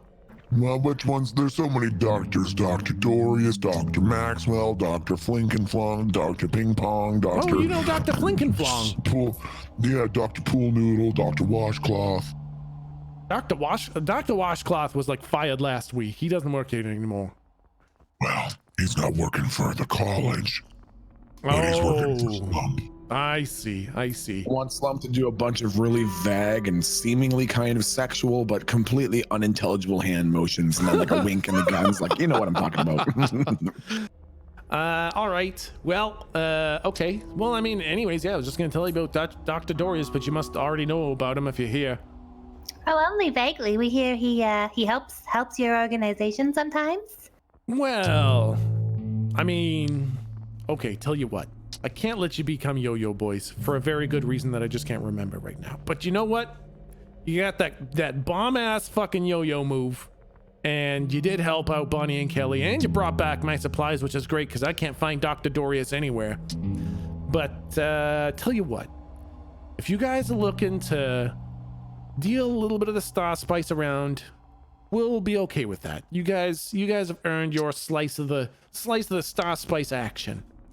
So the guy you get it from is here. It's Dr. Dorius, and he's got, I don't know where he came up with it, and I don't know why a doctor of data metrics has got this shit, but he makes this spice, and the people go fucking nuts for it.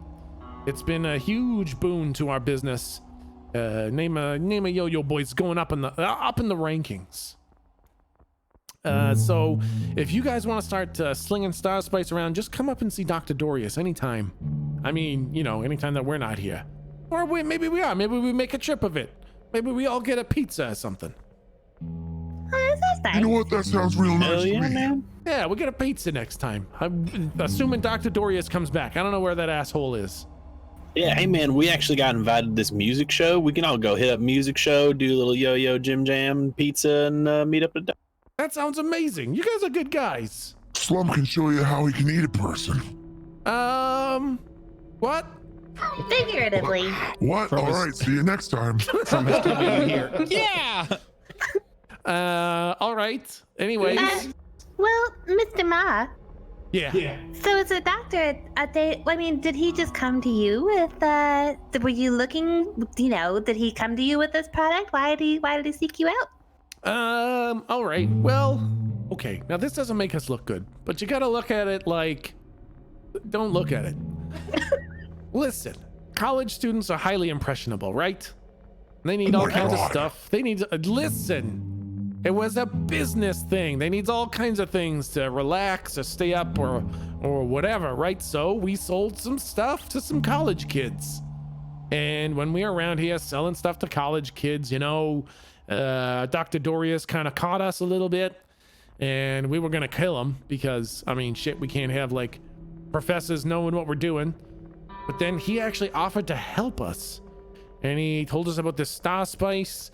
He let us, kind of bring it around, see if people liked it, and they went fucking nuts for it. We don't deal in much other spice nowadays, honestly. It's just the star spice shit. We take it everywhere.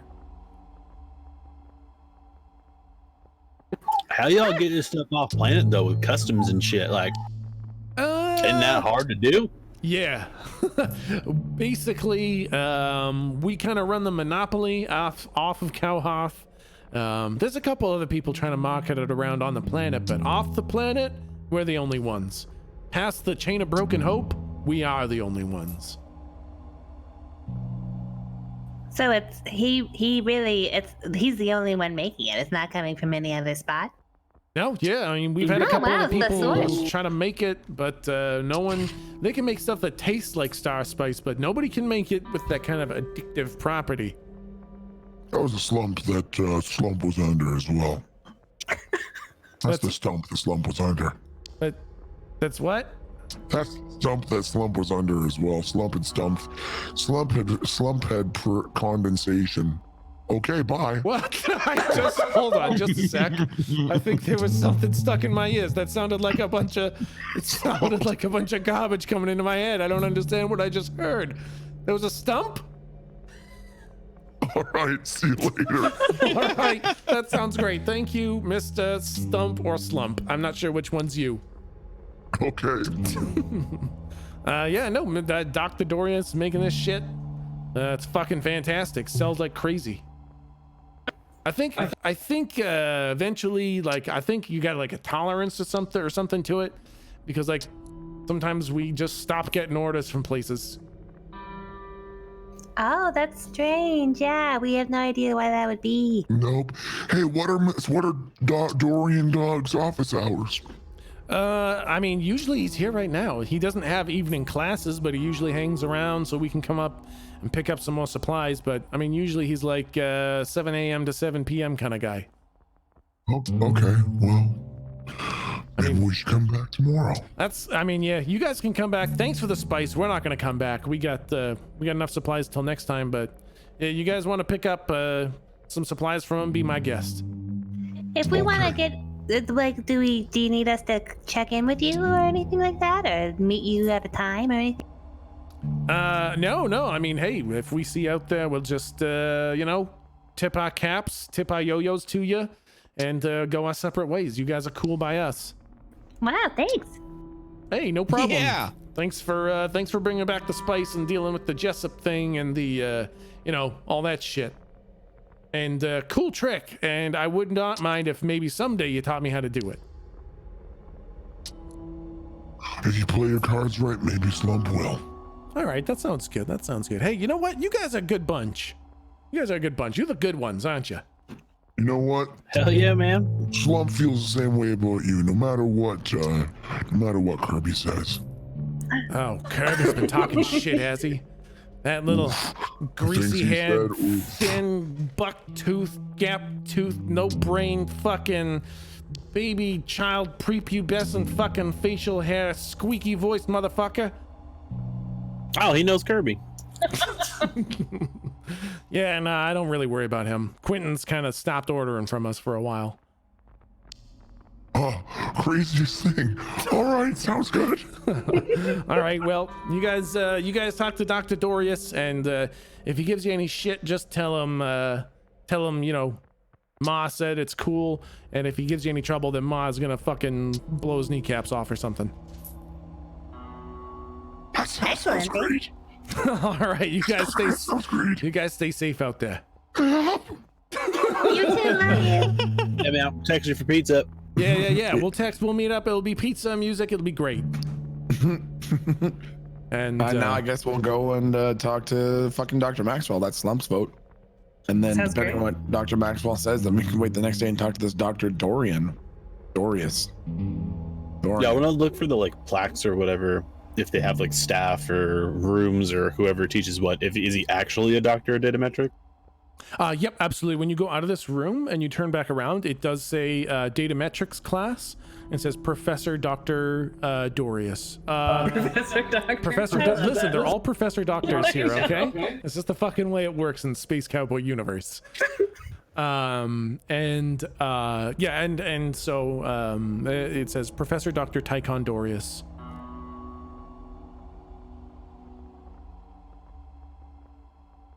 Are we alone in the classroom now? Like, has Ma left? Yeah, Ma leaves. Hey guys, it seems like this is an opportune moment to kind of snoop around a bit if we don't leave any trace that we were snooping. Fuck yeah, I'm always down to do a little snoop. Also, Keeper, if you intentionally named the middleman Tychon, nod, big nod.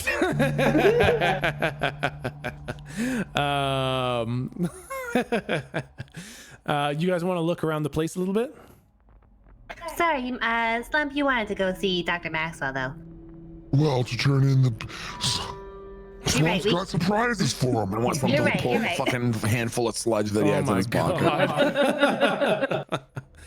You're right, I'm sorry. Let's do your thing, you're right. Okay. Okay, you guys want to go see Dr. Rhonda Maxwell? Yeah. Okay. You guys walk through the hallways. It's pretty quiet there, and you go into the medicine room, and there's no class there, but Dr. Maxwell's kind of preparing for the next class. So she's got her notes out. She's got the hack jack up. She's like building PowerPoint slides or something. And then she sees you come in. She says, "Oh, back already? It was awful. Was it really that awful? Really? Well, did you say what was so awful? I mean, I guess it's the sewers. They're quite awful. Rat aren't they? King. Rat King? I'm sorry. What? Lou just shakes her head. Yeah, Her it's eyes true. shut really tight. I cry, baby. We went down there, and there was a big blorpy dog, and he came up, and he wasn't happy at all. And then he did a bunch of sniffing and gave Slump a little lick on the cheeky, and then he went, bye. I'm sorry. Are you trying to tell me that there was like a mass of rats or something? I'm not really sure what you're describing here. Okay. Did you? Well, that's very weird. That's exactly what we're describing. That's all, and I describe it in great detail. She looks like in utter disbelief. She's like, I'm pretty sure. I mean, the light was low. It's probably just a mass of rats. There's a lot of them down there. They probably just got tangled up or something. next time we'll take a picture, I guess. All right. I mean, you understand that what you're describing is a sentient ball of rats, right? That the ball of rats has now invented a new sentience, is what you're describing. That's what happened. That's literally. I am a medical instructor, and I can tell you without a doubt that's not how sentience works. Well, Oh, yeah? How the fuck did Slump get here? I don't want to grow out his extra 2 pair of arms. Oh, that's very good. Okay. Well, I want to pop my head like through his chest like some sort of alien baby. what the hell is going on here? What the hell is this? Ever seen any of this? No, Yeah. I've never seen any. What is this? Well, I flick my hair back like I'm fabulous. see? Maybe He you is could fucking learn fabulous. something. All right. I'm a doctor. That's not how sentience works. All right. Okay, now you're just being rude. That's Now you're just being rude. rude. Now you're So rude. maybe all right. Maybe you're right about the whole sentience thing. Maybe it's some kind of weird fucking hive mind or what. We don't know how it thinks, but we know it exists, y'all. So let's just start with there and not him and Hall about how its brain fucking works. Yes, it's him. Oh wait, sorry, I like you. Yeah, here's a bag of rat heads. Enjoy. Oh, you brought oh, excellent. You brought samples. That's fantastic.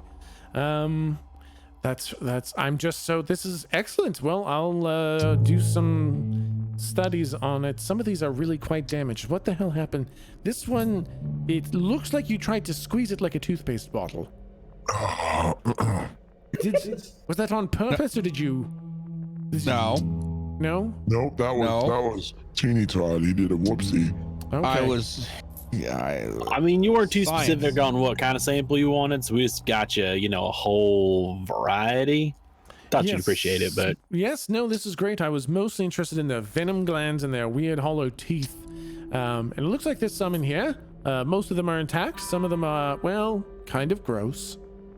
And well, this is great. I'll cancel class. I'll study this tonight, and hopefully I'll have something for you in the morning. yeah, fuck them kids, right? Yeah, fuck the kids. Hey, do you know Dr. Dorius? Dorian? Yes. Dorius? Yeah, Dorius. Dr. Tychon Dorius. He's come in here with his crazy ideas about the plague being organized in some way. Like you've said, this rat thing is sentient. He thinks the plague is sentient. I don't know. I think he's just lonely or something. Oh, was the doc in here like in your class? Big old glasses, bald head, white shoes? Yes, he was the one I was talking to before you Oh, lost him gotcha. up. Yes. Oh.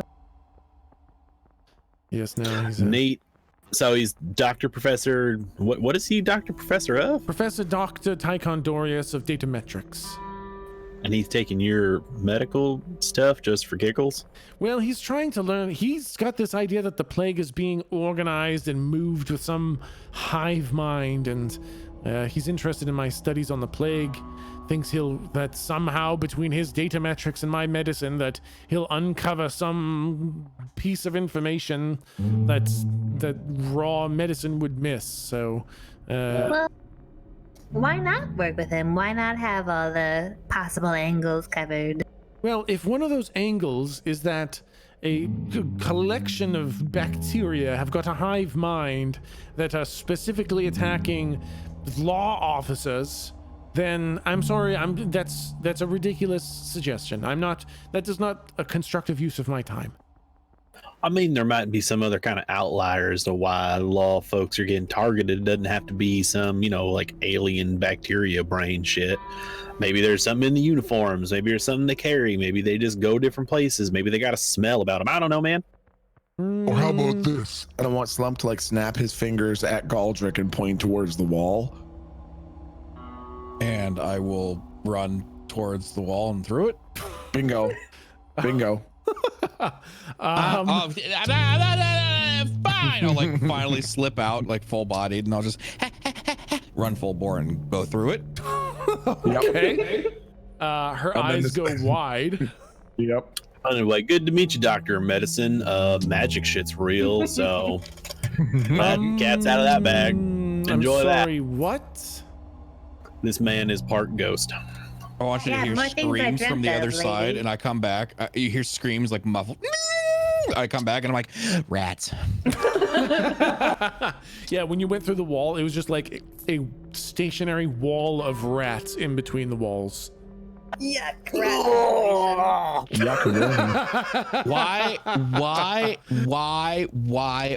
Why is your insulation here rats? Well, we don't want it to be that way, of course, but that seems to be the way things have shaken out. They just kind of wait there until they see something to attack.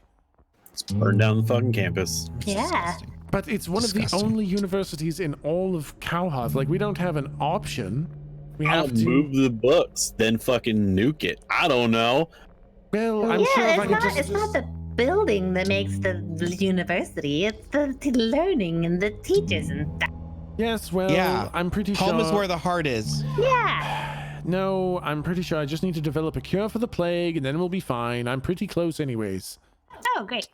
I'm not really that close, but I have to tell people that. How close are you? I don't really understand what it is. Well, you let us know what you That need. sounds like not very Sounds close, like but us. hey. Sounds like where we're at. To be totally honest, there's not even bacteria, so I don't really know what I'm looking for. Magic. Oh, that's great news. Yes, I'm not going to lie. I'm pretty disappointed at the fact that magic exists, because that's not going to be something that I can really, find or deal with in any way, shape, or form. Oh, I mean, God, that's wait till you like- find out about the other stuff. Yeah. What other stuff? What other stuff is there? Oh, God. Nah, your baby head steps. Fucking Baby explode. steps. I want to really fuck with. I want to pop out my wings like I'm just stretching. What in the hell is going on? What is this? And I want to put him right back in. Ha!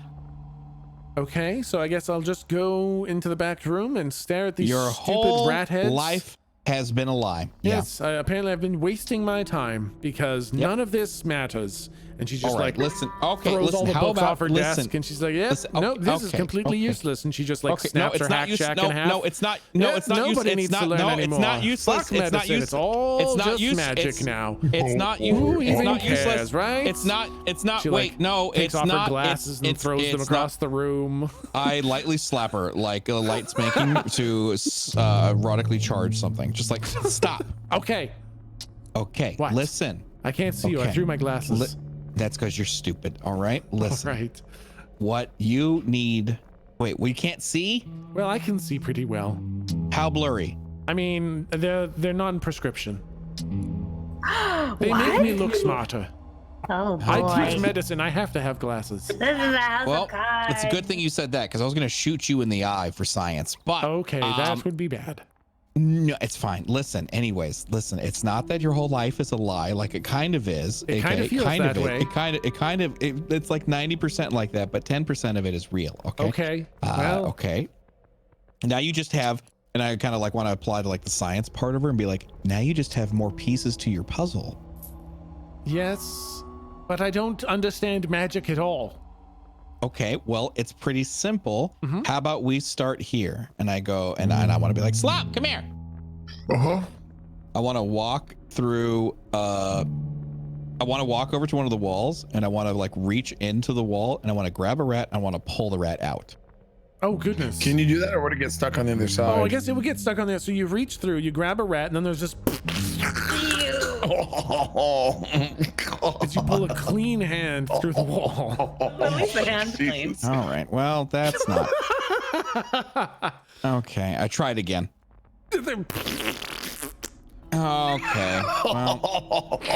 Okay, well, I can't really do it right now. Do you have any live rats in here, live specimens? I've got some in the back room, but what do you want to do with the dead rats or the live rats?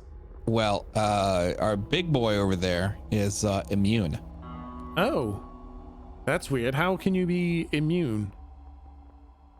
I look at him and I just say, magic. Oh, yes, of course. When she says, how could he be immune? I want Slump to just like roll his eyes very dramatically and then, you know, aggressively gesture with both of his hands with the hands upturned towards the wall where Culture could just walk through it. Yes, of course, magic. All right, well. But my point is there's still some baseline for science, and I bet you there's something within his blood that is the answer to your cure. Which is something we all could use. Kind of makes sense, actually. All right. Slump, your name was? Yeah, that's Slump's name. Don't let him. No. Stop, No? Slump. Look at me. Slump, look That's at me. Slumpy. Where do you want me to go? Look at me. Do me a favor. Take two of your hands and plug your ears and go la la la. You know your song. Do it. Go, la, la, la. I kind of look at her and I mouth, don't fucking show him the needle.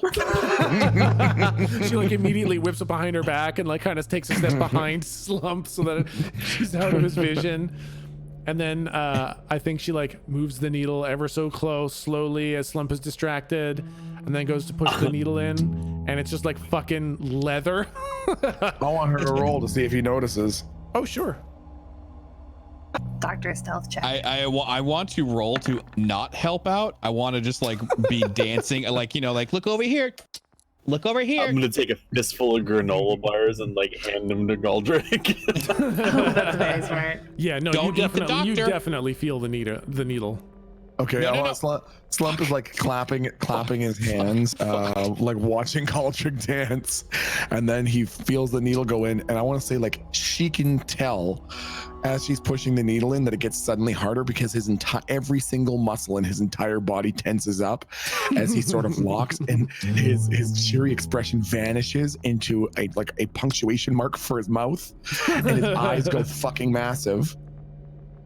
And I want him to like, his second pair of arms shoot out, and I want him to clench all of his fists so hard that you can hear the bones creaking. Yeah. And he's like holding his breath, and his head starts to shake as his whole body is so tense, and he's starting to turn red, and the veins are popping out of his arms, and he's flexing as hard as he can, and his face, and you can hear his teeth are starting to crack a little bit because he's clenching his teeth so hard. And then just this, you see the slightest thing, and it's a little bit of water starting to well up in his eyes, and he starts going. I rush over with one of the granola bars and I unwrap it. You know what? No, I leave the wrapper on, and I immediately just like start. Here you go. Take a bite. He's sort of like a kid who's not averse to the idea of having a treat to win them over, but doesn't want to do all the work himself. It's just sitting there pouting with a granola bar being shoved into his mouth without like doing anything to try to take the granola bar. Stagly being poked in the mouth with it as he's still quivering his bottom lip. And he just looks at Professor Maxwell with the most unbelievable expression of betrayal. And she's like looking up, and he goes. It sucks a little bit of blood out. And she's like, sorry, I didn't realize this would be such an imposition. He doesn't like needles. He has fought monsters and demons and giant spider monkeys and rat monsters and all that, but he hates needles. I want Slump, his whole bottom lip is now quivering like a paint shaker, and I want him to like, once the needle's out, I want him to like walk over to like make contact with Galdrick and then point at her with one of his hands. She took it in my back. And he's lifting up one leg as though he's like hoping that Galdrick will carry him, like swaddle him like a baby. Okay. Oh God. Okay. All right. I can't do that. Okay. And then Slump just sits on him. Galdrick, roll plus tough.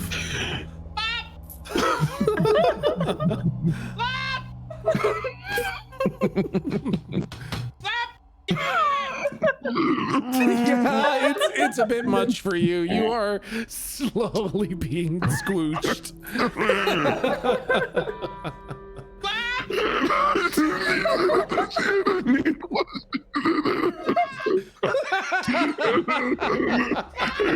Slump didn't want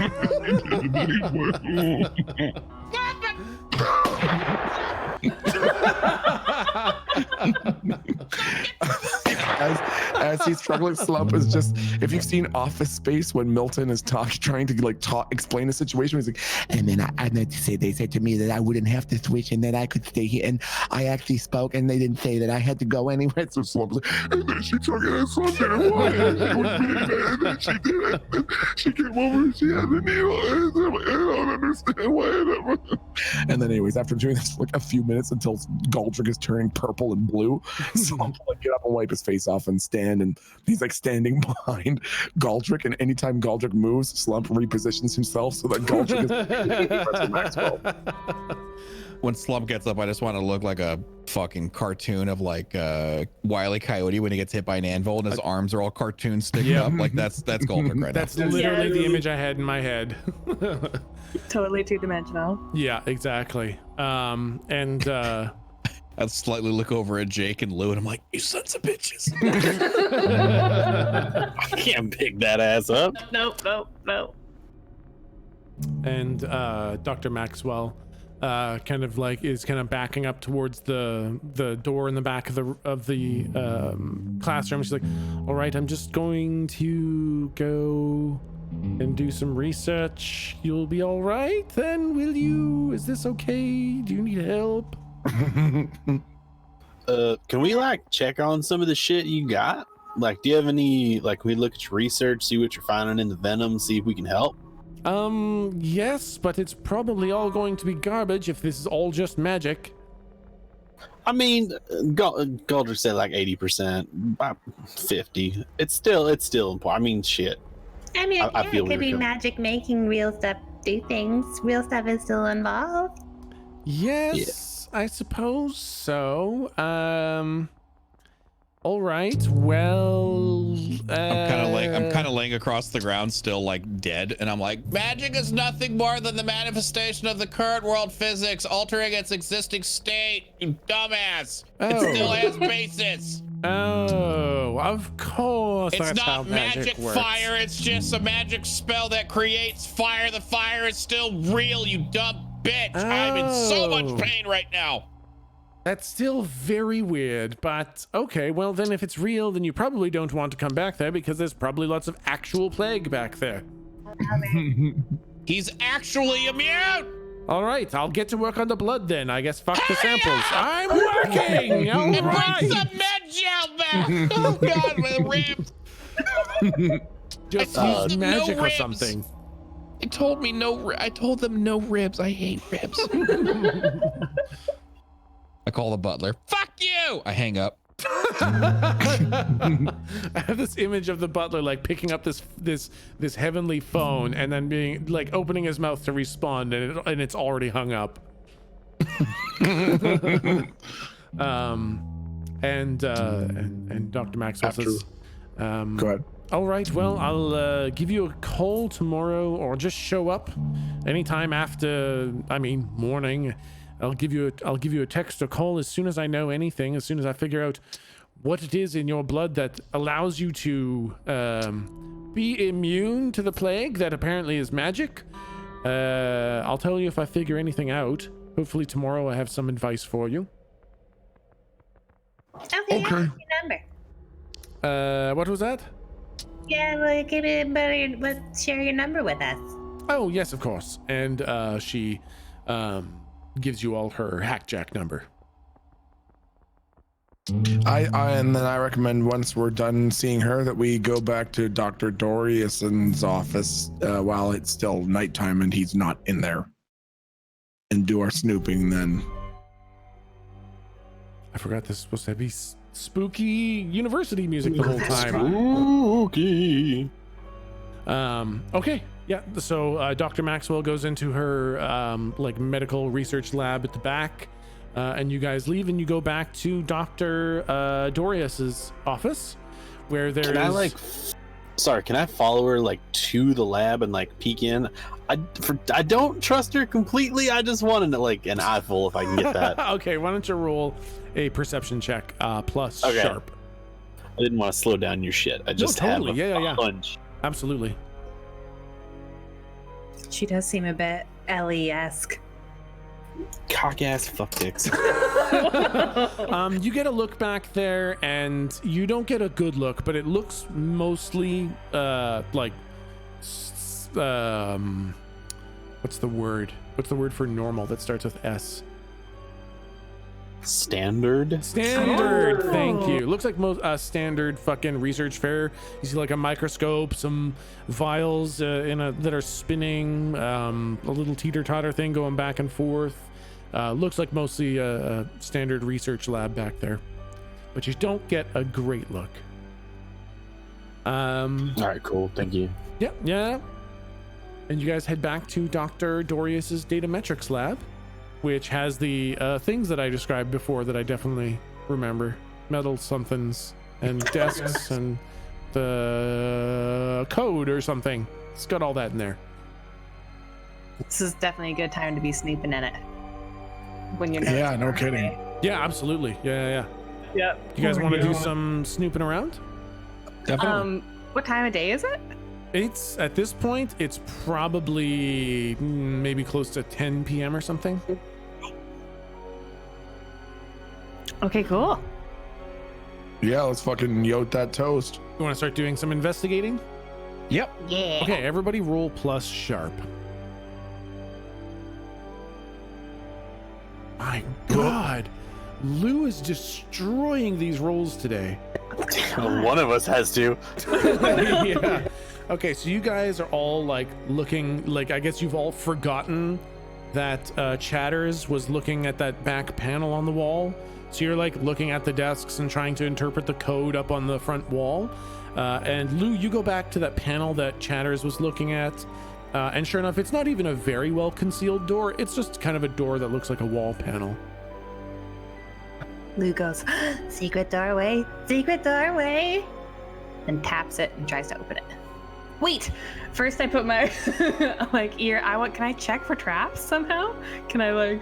Yeah, I'll use your same roll. We'll use the 20, and it doesn't seem to be armed with any sort of trap or anything. Okay, there were like, yeah. It is locked. Oh, okay. Can I tell where the locking mechanism is? It's like in the doorknob. It's just got like Okay, a it's a little keyhole. doorknob. This is not a very secret. No, it's not door. very secret at all. It's just a door that looks like a wall panel, and it's got a doorknob with a key on it. Yeah. Hey everybody. Ha. Do you see any like surveillance stuff around here? Should we be careful? Would that stop us anyways? Well, no. Okay. With Slump's roll of 3, I want him to be staring directly at the ground, going, Yeah. Nope, looks clear. Yeah, I think so. You see like a knot of wood in the floor that you Yep. are sure is something, but you don't know what it is. And Lou, you can tell there is no surveillance, no nothing with your okay. roll. Yeah. Can I? Hey guys, there's a door here. I'm gonna try and unlock. Okay, roll plus cool. Oh, I think that's nothing. It's 1. Oh no, it's actually 1. You break a lockpick in the lock, Oh, and it that's is gonna look jammed bad. now. oh, Uh-oh. shit. What the? So, wait, sorry. What is she trying to lockpick right now? There's a door at the back of the room. It looks like a wall panel, but it's a door and it has a doorknob. And she just tried to pick that lock, but failed so horribly she jammed lockpick in the actual lock itself. I'd like to walk through the door and open it from the other side. Yeah, okay, you walk in and you just fucking turn around and just open the door. You know I can do this, right? Yes, I remembered. Yep. Okay.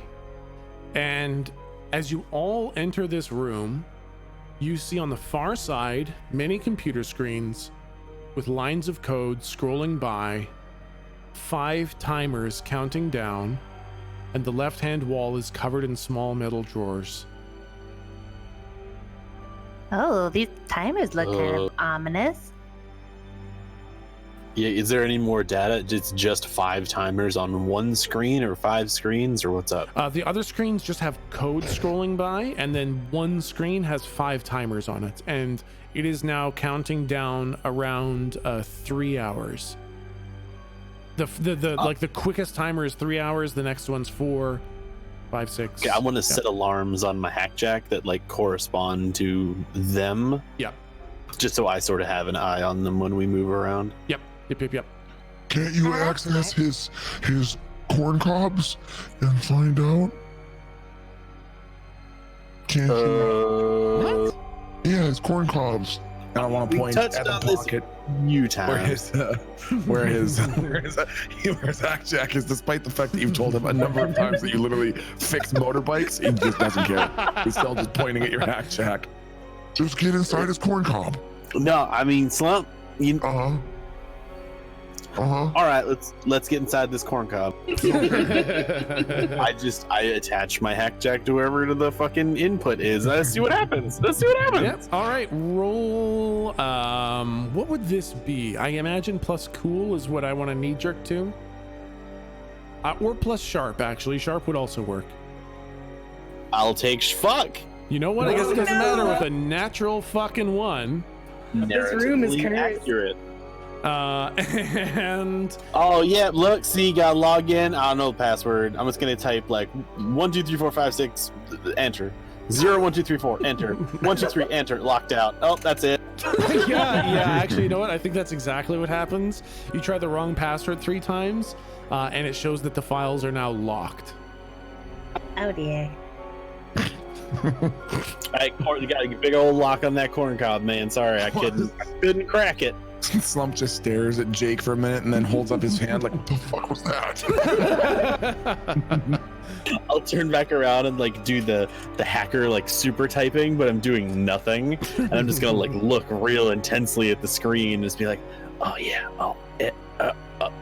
oh shit, no, he out hacked me. I've been out hacked, Slump. Roll plus charm. I'm not gonna lie. I feel like this should be advantages against Slump. That's true. All right, roll plus charm at advantage. My charm is -3. Okay, well that's not a great start. Yeah, you know what? Even Slump, like I think at first it looks like he's really kind of typing through, and then you realize like he's not even typing on anything. He's just like banging his fingers against the table, away from anything, and nothing is changing on the screens. I want Slump to look at him totally deadpan and say, Having some problems there? and if Jake says yes, I want Slam to just like Brock Lesnar hammer fist the keyboard and then go, Maybe that'll help. Yeah. Honestly, I think we got about just as far. I mean, good job, dude. Just leave the keyboard in pieces. I'll go inspect the metal drawers on the other side of the room. I want to say that Slump did it so forcefully, but so like, controlledly, that all he's done is just broken all of the keys by smashing them into the keyboard. So like, yeah. Dr. Dorius from Dorian would come in the next day and just find that none of the keys pressed because they've all just been broken into the keyboard itself. Okay, keyboard is now non-functional. Okay. And Jake, you want to check the little drawers? I mean, yeah, that's all that's in the room, right? Is we got the computers and the metal drawers, 4 metal drawers. Yeah, why don't you roll plus sharp, as you see like there's a bunch of numbers on the front of these little drawers. Ooh. Yeah, they are absolutely in the format of dates. Oh, do the dates have any correspondence to the timers, or are there no tags on the timers? They're just timers. Oh, that's actually a really good roll. I will say the timers have an extra bit of code on them, and that bit of code is absolutely a date corresponding to some of these little metal drawers. Specifically, the last 5 drawers that have labels correspond to the 5 codes on these timers. Let's pop open those last 5, I guess. They are empty. Uh-oh. How big are they? They're like safety deposit box, so like they're long, but they're short. Like shallow, yeah, flat. exactly. Yeah. Okay. I guess I'll go like one before the last 5 and see if that one's empty too. Yeah, that one has a little pouch in it. What the fuck what's the pouch? Is it zip like closed? Can I open it? Yeah, it's like a little cloth pouch with like a string tie on it. And you can absolutely untie it, and it's got some sort of a brown powder in it. Oh, all right, zip that right back up. Motherfucker's got star spice in this shit. Oh, that tracks.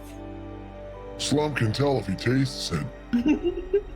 Shit, I don't know if Jake is smart enough to piece this together, though. Jake's pretty smart. You got pretty high All sharp. right. So I think these last batches maybe had something to do with these timers, because it's 5 and there's 5, and maybe that's when people go. I just point at Slump. Slump just smiles. You know, or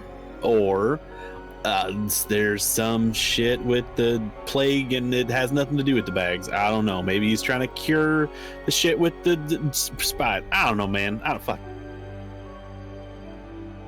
Good talk. I think you're right that it makes total sense to me that well, I guess we'll see when the time comes. Maybe that's a little too late though. Well, but if we're in a school with a lot of student dogs and he goes wacky doo-doo, then that wouldn't we be stuck in a school with a bunch of slumpy dogs? Yeah, that's true. That's not good. I want to look at Slump and be like, Slump, when was the last time you ate? When was the last time? I guess it's been, I mean, it seems like you just kind of passively eat every time there's combat. You guys also got a bunch of slump snacks from Oh yeah. from Tom, I think. Yeah. Oh yeah, that's true. I want Slump to look around. I want to do like a whatever detection check to see if I can see if there's like an emergency contact number for the doctor. I mean, you know, I would only assume that while the true nature of the professor's work is probably secret, all other normal professorly aspects would probably still be there. Yep. So they probably have an emergency number just as a member of university faculty. Yep, absolutely. Roll plus sharp. Oh, my God. Yeah, absolutely. You remember when you came in, there's like a sheet of paper on his desk that shows like contact information, and it has an emergency contact number for him. I want to pass the note to Galdrick. I want to like locate it and pass it to Galdrick and say, If you call and say, Mr. Doctor Man, there's been an incident at the lab, then maybe he'll come back. I mean, I can do that. What do Fucking pitter patter. I use? To use the corn cob. I'm not hungry. You use the corn cob. Corn cob. Oh, Jake, I need your corn cob. Sorry. All right, man, here you go. Wait, before you call. I already called. Ah. Just kidding. I have no idea how to use this. I'm looking at a VCR blinking 12 o'clock right now. Yeah. What's the play here? Do we want to be friendly with him and talk to him and learn about why he's doing this and where he's getting, what the goal is, or do we want to, I mean, I know we tend to, murder, so I'm just wondering what we think we want to do. Here's Slump's plan. This is what Slump was thinking. When the doctor shows up, then we say, hey, Ma sent us. Or maybe we could make up a name even more scary sounding, like Ma's boss, and say, we're being brought on as insurance. You gotta teach us how to make the powder dog. Ah. And if he says why, then we say because it's always good to double your efforts. Why do one if you can do two at twice the price? And then when we learn how, Slump crashes his head and drinks the inside.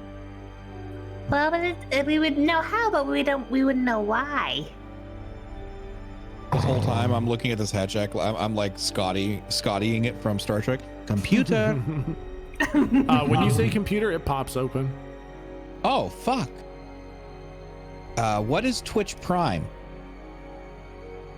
I'd rather not answer that. Well, fuck. Yeah, so No, let that go. What do you think? So our goal is to determine, I think we do want to know why. I would say ingratiate ourselves first, or maybe there's some clue around here. Can I look through his? Does he have any letters on the top of his desk or anything, or yeah. Why don't you roll an investigation check here? So roll plus sharp. Oh no. Not a lot of stuff. There's a lot of papers. The metal drawers have a lot of numbers on them. The timers are counting down. They seem to correlate to, the last five.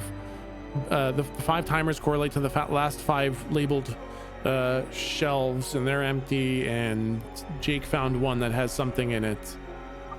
I will say that the bag that Jake has doesn't smell like Star Spice.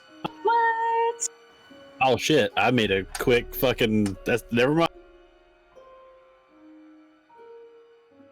wow. I didn't notice hey, that. Slump. I know.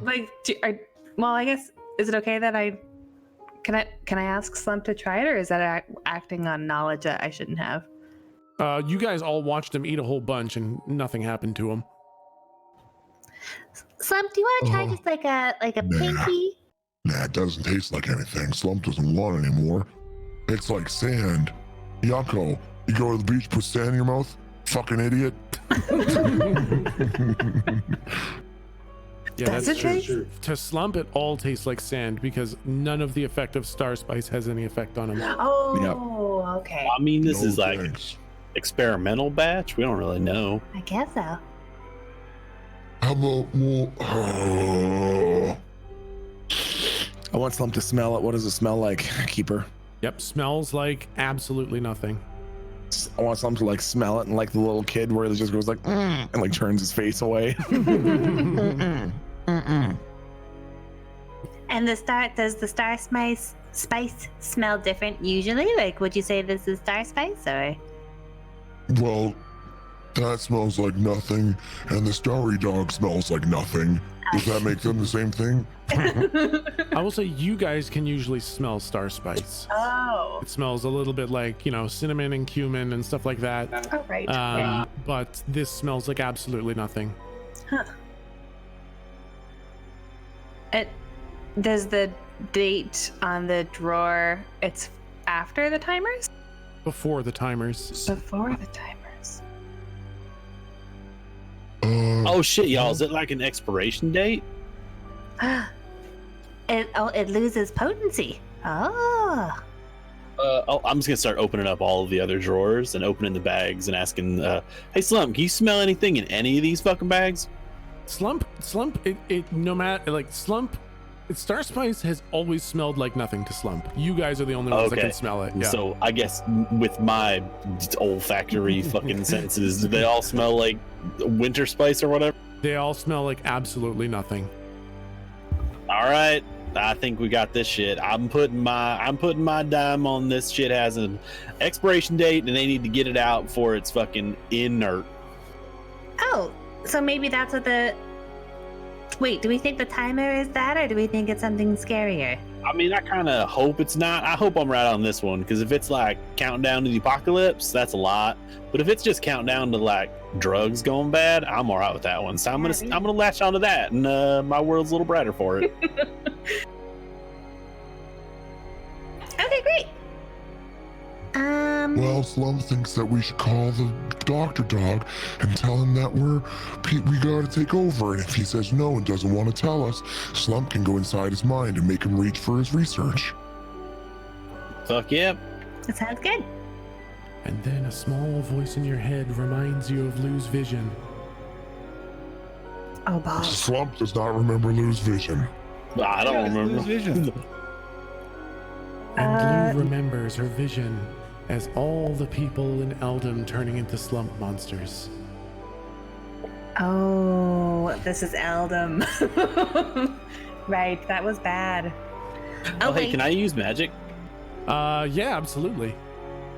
What's the first timer? 3 hours? Yeah, it's about 3 hours, yep.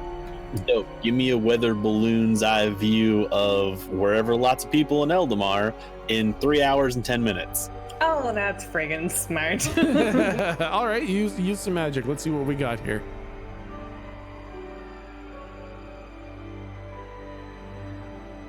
Fuck ass cock shit nothing. No! Not much. My magic's broken. I'm broken. You wanna help out? I'll do the cat's cradle thing again. Yeah. Okay. Roll at advantage. Roll again. Well, it's not really better. Fuck this. I'm done. Magic's dumb. Yeah, I think you're too high up. Like the weather balloon eye goes too high up, and kind of clouds go by, and you can't actually see anything.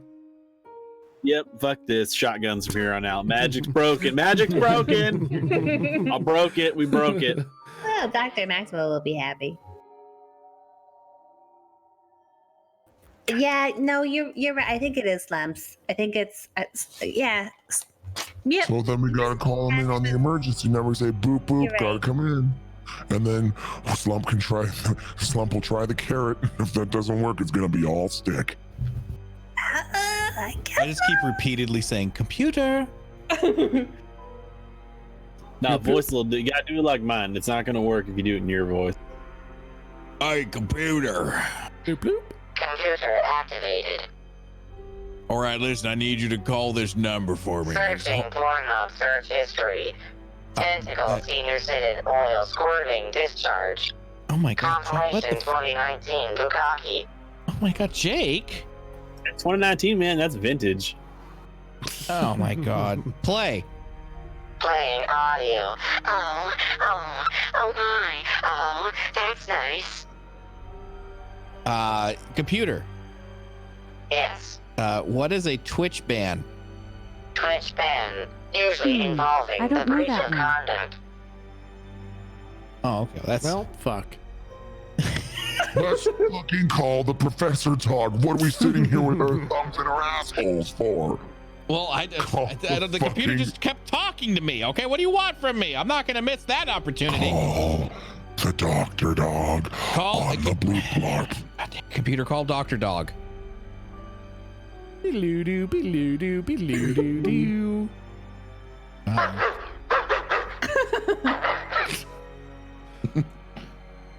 I want Slump to smack Galdrick in the back of the head. What? What? Call That's the what you- doctor, not the doctor dog. Give me the number!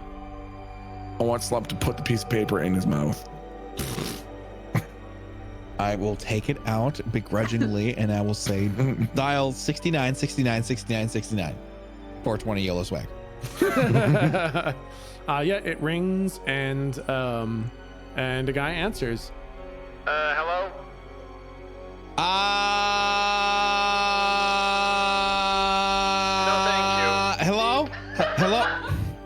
damn it! I call back. I redial. Hello? Hi, sorry. There's is this Dr. Bleepity Blorp? No, wrong number. Okay. God damn it! What the fuck is this guy's name again? Dorius. Dr. Dorius. I call back again. God damn it. I will call the authorities if you keep calling. Okay, wait. There's been a fire, Dr. Dorius. There's been a fire at your lab.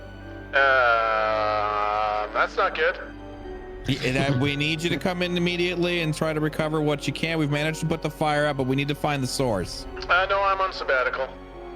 Then we'll just let it catch on fire and finish its job. You said the fire was out, though. We'll start it back up. Please come back to your office. Thank you. And I hang up.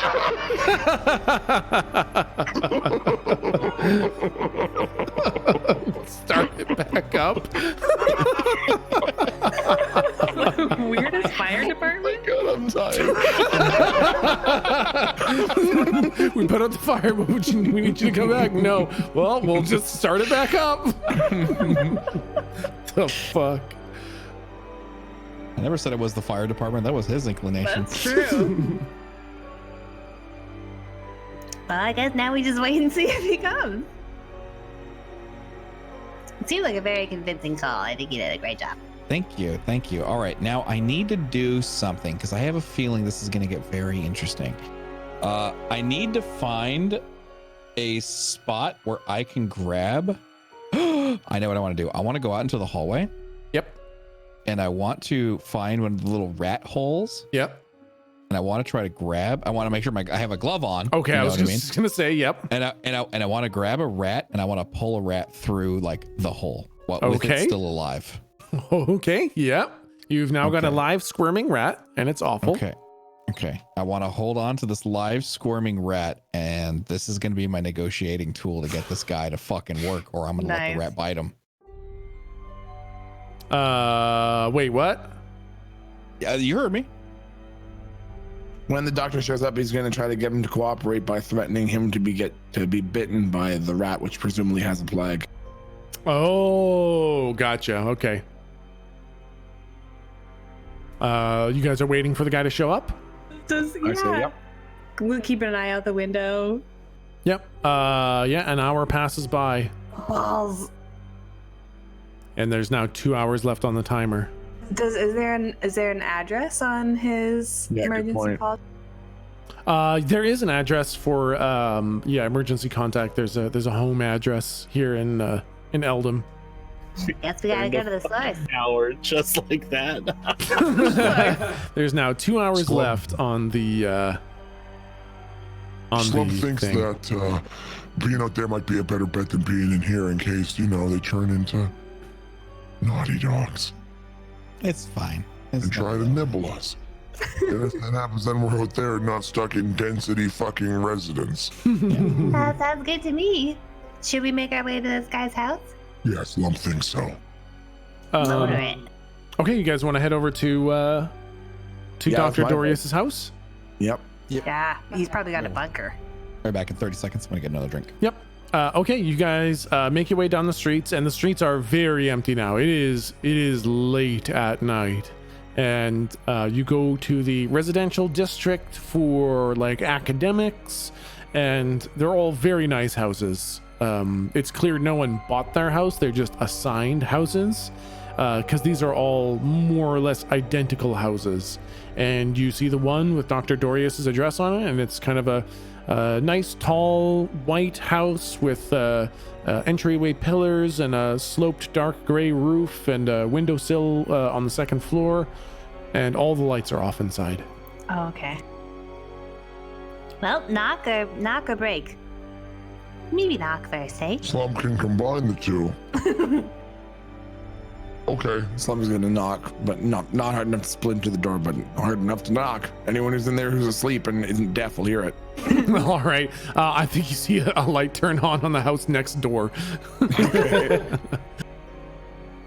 Nothing from inside? Nothing from inside.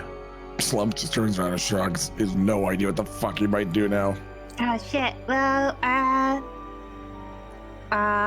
I want to keep an eye out on the street in case people are looking. Yep.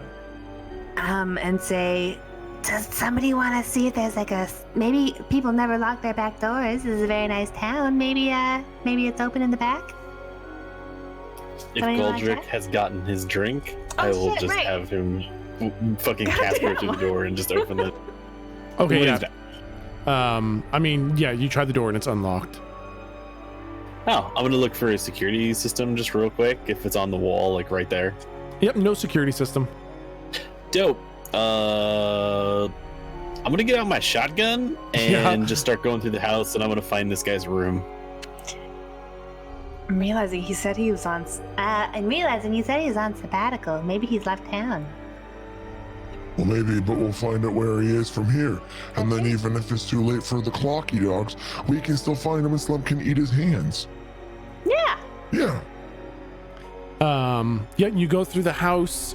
Most of it is very standard fare. I think we don't need any rolls for this. You guys find a couple more small satchels of spice around. All of them smell like nothing. And a couple notes here and there, but they're mostly scribbles and doodles that don't really make much sense to you. You find his room, and the bed is made neatly, and some clothes are missing from his dressers and his wardrobe. Was there a car outside? There was no car outside. Okay. Does it look like he lives with anybody? No, looks like he just lives by himself. Actually, you know what? Roll an investigation check. Sharp. Yeah, sharp. Oops, sorry. That was a misclick. Yep, 18. There is a reference to another person that seems to be involved in this. Oh. And you only ever see the name Dr. Dorius. It's like either Dr. Dorius talks about himself in the third person, or there is another Dr. Dorius. Like a family. Yeah, Or it spouse. seems like, I think there's probably even the word brother written down somewhere. Oh. Are there any pictures on the walls? With an 18, yeah, sure. There's a picture. There's a picture of kind of chunky Tychon standing next to a taller, thinner man with kind of long, flowing white hair. They have their arms over each other's shoulders, like brothers. Oh. Have we seen this other dude ever? No, it is a completely foreign look to you guys. From the background of the picture, can we tell where it is? Maybe there's a clue for where he went. Yeah, okay, that's a good fucking roll. They are standing in snow. North. You do know that the only snow on this planet is in the North and South poles. Oh, yeah, fair. Sorry. Thank you. That's good. Yeah. Are they all like kitted out like this was some kind of expedition trip they went on? Yep. Okay, so the brother doesn't live in the North Pole, so we can't go there. What if we called him back on a different Snapcorn and said that we were the school staff and that we need to know where he is for record keeping? Yep, that's where my brain's going. Is the brother's number like anywhere on a fridge, on anything? Yeah, sure. I'll say Lou found the brother's number somewhere. Either that or I'll just fucking hacky sack Dr. Dorius a whole bunch of times till I found a name that's not the dude we're looking for. Nice. Yeah. No, there's a number on the fridge. Yeah, I'll just call that shit. It rings and rings and rings and never picks up. Fucking assholes. Is you were calling from your phone, Jake? Yeah, I'll just assume that I took it back from Goldrick. Is there... I guess landlines don't exist. Yeah, no landlines. Okay. Maybe try calling, like block your number though, in case it's got caller ID. Star 76. Yeah. I'm just sure I'll do that and then call again. All right, roll plus cool to see if you can circumvent the call blocking, call ID shit. Cool. Yeah, plus cool. Oh wow. Yeah, okay. You call and all you hear on the other end is breathing. Ugh.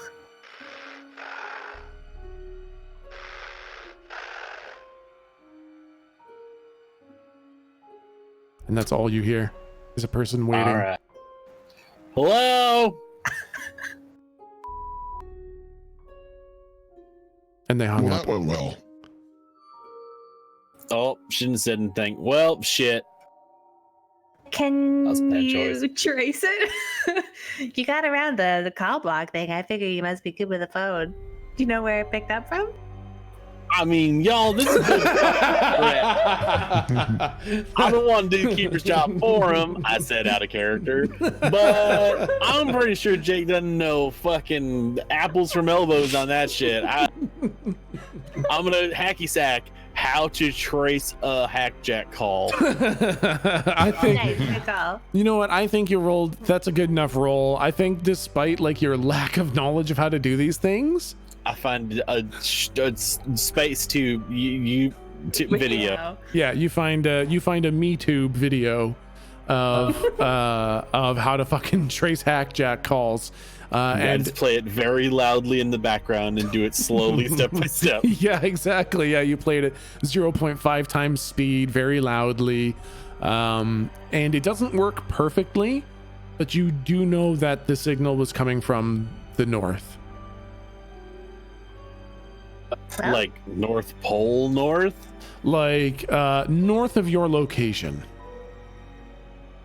It bounced off towers and satellites in the in a northerly direction.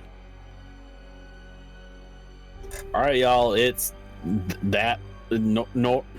I don't know which way north is. North. Okay, so I feel like we should go north, but once all these people turn into slumps, they're gonna go north too. I mean, is it just going to be the folks that ingested the spice and everyone else just gets dead? Should we like evacuate folks? We got fucking What? 2 hours. But how do we know who to evacuate? I don't know. Hello, do you consume narcotic spice? Nope. All right, come on. I don't know. I mean, there's got to be a ways distributing it, though. Right? Yeah, yo-yo boys. Oh shit, we can just call Moss, see who he sells to. Nice one, you guys. Got Maul's number. I'm just gonna text Maul. Okay, yeah. What do you text them? Hey, Mr. Maul, it's Jake, the pizza/music guy. So we talked to Dorian, and there was mistake with Star Special. I don't want to tweet. I don't want to Yeah. text that. So Yeah. the Special Star. People could get sick bad. Who got recent batches? Question mark, smiley face, emoji head, send. You get a message back that has a yo-yo emoji, and it says, yesterday dropped off special stars to Potato Town, Serpentville, Village, planning to resupply. Okay, you're just reading fucking What? chat. No, Okay. that's what he. I've got it right here on my phone. Okay, I I'm can reading literally it to see you. mobile right there in No. chat. Serpent and potato bugs. No, this is. Okay. How could I control what Ma texts? How could I Okay. tell what he texts? Okay. Right? Mm-hmm. And he says, All right. Yeah, this is planning to hit, suspicious as shit. planning to hit all Daveton next time tomorrow. Okay, that's So is that 5? Is that 5? I think that was 4. Oh shit. All right, I'll text back. Maybe hold up, old Daveton. Stuff you have might also be bad. IDK, smiley, question mark emoji, the one that has like the shrugging like 3 times. Yo-yo emoji. Yeah, okay, yeah, and then you get a yo-yo emoji and then a thumbs up and a yo-yo emoji. Cool. Well, maybe I saved that. We saved that town? I don't fucking know. Probably not. Give me the damn thing. Just give me. Here you go. Take the hijack. Call Ma. I literally call Ma. Yeah. Hey, what's up? Hey, hi. Hey, this is the small one. I don't think we actually met. Hi. Oh, hey, yeah. This is my voice. It's more like this. Yeah, sure. You're the little guy. What's your name? Yeah. Listen, my name's Galdrick. Listen, Sports Nash, Steve Nash, Steve Nash. Steve Nash is like trademark. Nah, I know Steve Sports though. Steve Sports, yeah, that guy. I don't know who the fuck Steve Nash is. Anyways, listen, that you sell to him over there, right? Like you know that. Yeah, we sold to him a bunch of times, but he stopped buying. Yeah. Do you know why he stopped buying? Did you ever hear what happened? I'm sure you heard what happened. Nah, man, I just figured people got high tolerance or whatever. Oh, he had like a fire. He had like a fire at his place or something. Kind of, yeah. Listen, that was actually us. We had to set it on fire because. Listen, let me finish. Shut up. Shut the fuck up. Why the hell listen. did you burn down his place? Listen, because shut up. Listen, because it was he already rebuilt and it's bigger and better than ever. So it's shocking that he hasn't bought from you again. Yeah. But what anyways, the hell? listen. But listen. So anyways, the reason why I don't have a lot of time. Shut up. Let me explain. Okay, all right. I'm so listening. listen. Just say Shut it up. already. Just shut the fuck Okay, up. I'm all right. listening. So what happened is the start. I don't know why you guys didn't just tell him from the beginning. He's a really nice guy. Listen, something's really, really wrong with the Star Spice, at least this specific batch, and possibly the one that you have as well. And pretty much, you remember Slump, the big guy you saw? Slump, big guy, big man. Yeah. Okay, yeah. Imagine him, but with rabies, and he's just gone completely nuts, and he's on like a pure ravage. I want to kill everything mode. Okay. That's terrifying. Yeah, it is. What happened at Steve's place? Sports Steve Nat, whatever the fuck his name is. Yeah. He got a batch of the bad Star Spice, fed it to his customers, and he had about 50 of those in his bar, or as you would say, bar. And we had to burn it down and kill everything that was in there because they were eating the townspeople alive. What the hell? Wait, what do you mean? So, what do you mean? Hold on, just a sec. Wait, yeah, go ahead. What happened? Yeah. So he had people Uh-huh. in his bar, right? Yeah. And then suddenly they were the slump things? Yeah. So listen, something is really bad. It's like a really bad case of food poisoning. I don't really have time to explain. Okay. It's just a really bad type of food poisoning. Instead of diarrheaing, they transform into slumps. What the hell? Does Dorius know about this? Yes, probably. We've found some very malicious shit about DeLorean, and I think he's trying to murder the entire town. What the hell? You mean he's doing this on purpose? I think he's doing this on purpose. We haven't figured out why yet, but it's bad. It's bad. All right, well, fuck that shit. All right, I'm just gonna burn this stuff or whatever. I would recommend you burn this stuff. Do you know where we can find him? Because we're pretty sure he already set a plan in motion to have everybody, including your boys, murdered within the next 2 hours. What the fuck? Yeah, letting you know. Ask him if he has any connections up north in case he doesn't know where he is. Yeah, Slump wants to know if you have any Pop-Tarts. Yeah, I got some Pop-Tarts back in my place. Are they a cure? If you eat a Pop-Tart, you don't die or whatever? You don't get the the he's nasty just food he's poisoning? just hungry. He's just hungry. Also, do you have any connections up north? Because I think that's the only place that's a little safe right now. Let's see. I don't know. Sometimes I do deliveries way up there, but not in a while. Sometimes we keep 1 or 2 yo-yo boys parked on the northern towns, but that's about as good as it gets. Ask him where. Where? I think the farthest north we got is Zepton. Is Zep? You read that name again too? Okay, No, I've yeah. got it right here. No, I'm looking at my distribution map. It's right here. Yeah. How could I have got that from something else? If it's written here on I had it written yesterday. Okay. All right. Yeah, it's fine. All right. Listen. So yeah, if you can find any way to stop this, That'd be great. I don't know. I need you to call whoever you gave this spice to, and I need you to I need you to tell them that it's very bad. You know what? Just tell them it's a fake product. I think that's the easiest way to sell it, because explaining this 15 times over would be a pain in the ass. Just tell them it's fake, and we'll go from there. Yeah. I'll get them to bring it back to headquarters. We'll burn it all, and we're gonna go looking for Dorius. We're gonna fucking kill his ass. Don't kill him. We need the information. We can kill him afterwards. I promise. I really want to kill him though. Listen. Let's get the information. Listen. Okay, listen, but wait, listen. You can kill him, but wait till we get the information first. You can tell him you're not going to kill him if he gives the information, but we're still going to kill him. All right, as long as we kill him. Hey. What? Hey, remember that thing that Slump did to the yo-yo? We can just do that to him after. It'll be fun. Oh, you know what could be really cool? Actually, save like a pinch of that spice and make him eat it and make him be a victim of his own doing. That's a good fucking idea. Yeah, that's a good fucking idea. All right. Yeah. All right. Well, we'll hunt him down. I'll put the boys after him. We'll see if we can get a hold of him. All right, great. I think that's a good plan. You got a lot of manpower, and on top of that, you're a very attractive fellow. Wow, what a nice thing. You got a wonderful smile, you know. Thank you. Thank you. All right. We have about 12 minutes till this well, actually we have about like an hour and 47 minutes. So time's hurry the fuck up. Time's clicking, you got it. Okay, bye. Okay, bye. I love you. I love you. I'd like toss the thing back to Jake. I'm like, there, easy.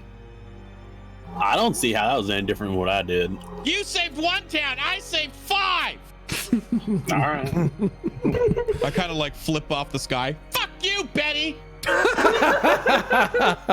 I will now consider the Yo-Yo Boy Star Spice distribution network shut down and recalling.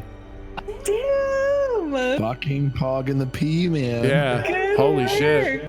Telling the truth. Who knew?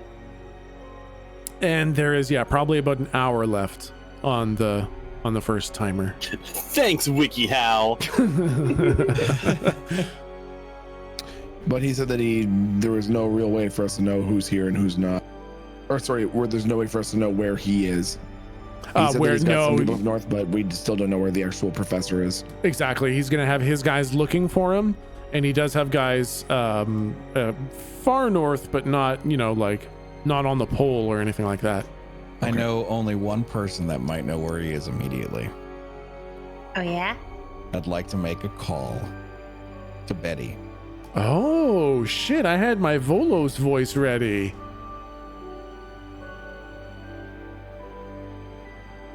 Yeah, what's up? Hey! Is this Goldrick? Yeah, hey Betty, how you doing? How you doing? Pretty good. Shut the fuck up. No, I'm just kind of pissed off at you, man. Why? Because you were super rude to him. Wait, who was rude? Who was I rude to? You guys were rude to Tom, man. You hurt his feelings. I wasn't rude to Tom. The other guys were. I like Tom. I tried to bring him with us everywhere. Tell him to go fuck himself. Yeah, Jake I can says hear hi. that. No, I can hear him.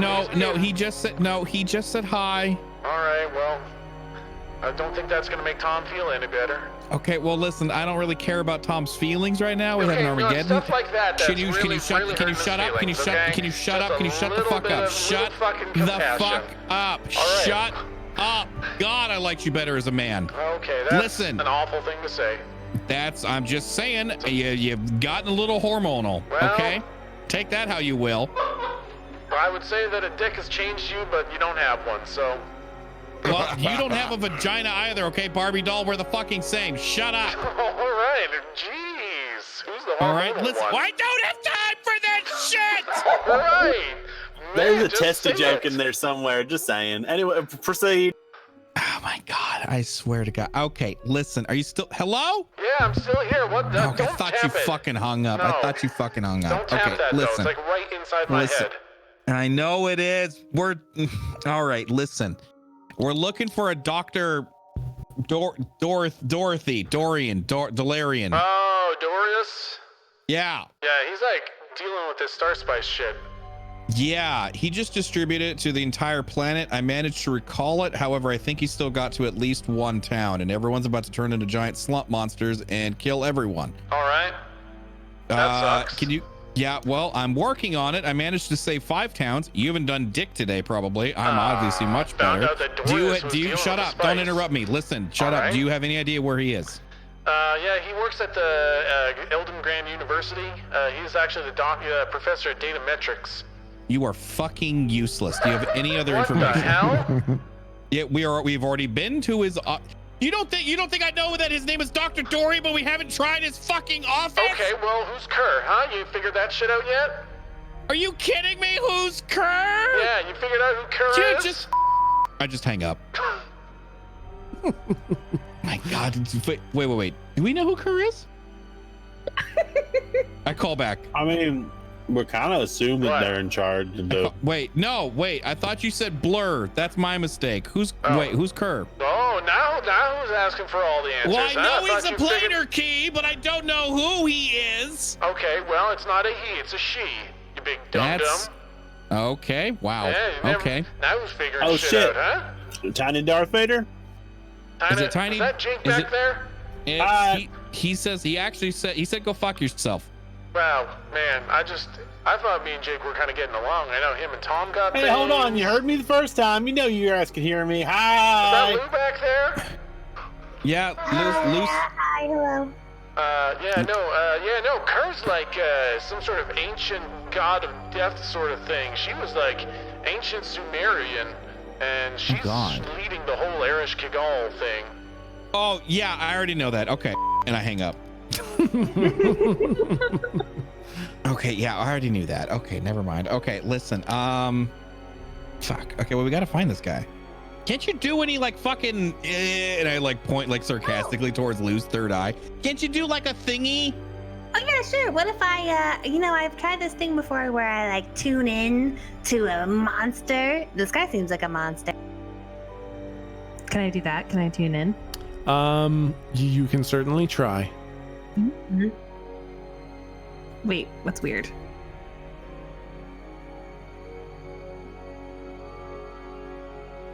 Mm, 16. Okay, so the way tune in works is you can tune in to monsters or familiars or weavers. You are unable to, on a fundamental level, tune into Dr. Dorius. But he's a monster. Yeah. Emotionally. He does not fit into the criteria of things to tune into. I'm not picking up a vibe on this guy. Maybe, That's weird and upsetting. What about I think a premonition wouldn't actually do it. Hey, wait, Jake, you're able to scry on people sometimes, right? Yeah, I mean, I can give it a shot. I'm fucking 0 for 3 right now, so why not? What if I help, like, initially? Can I? I mean, maybe, yeah. We can sort of like preempt the fuck up, just assume it's gonna be garbage going in. Or just, I guess that is what that is doing. Yeah, that's true. Yeah, I mean, shit, I do the same thing. Okay, you want to use your scry on another place, person, time, or thing at advantage with Lou's help? I look at this picture of this fucking white-shoed piece of shit and cast the magic. All right, use magic at advantage.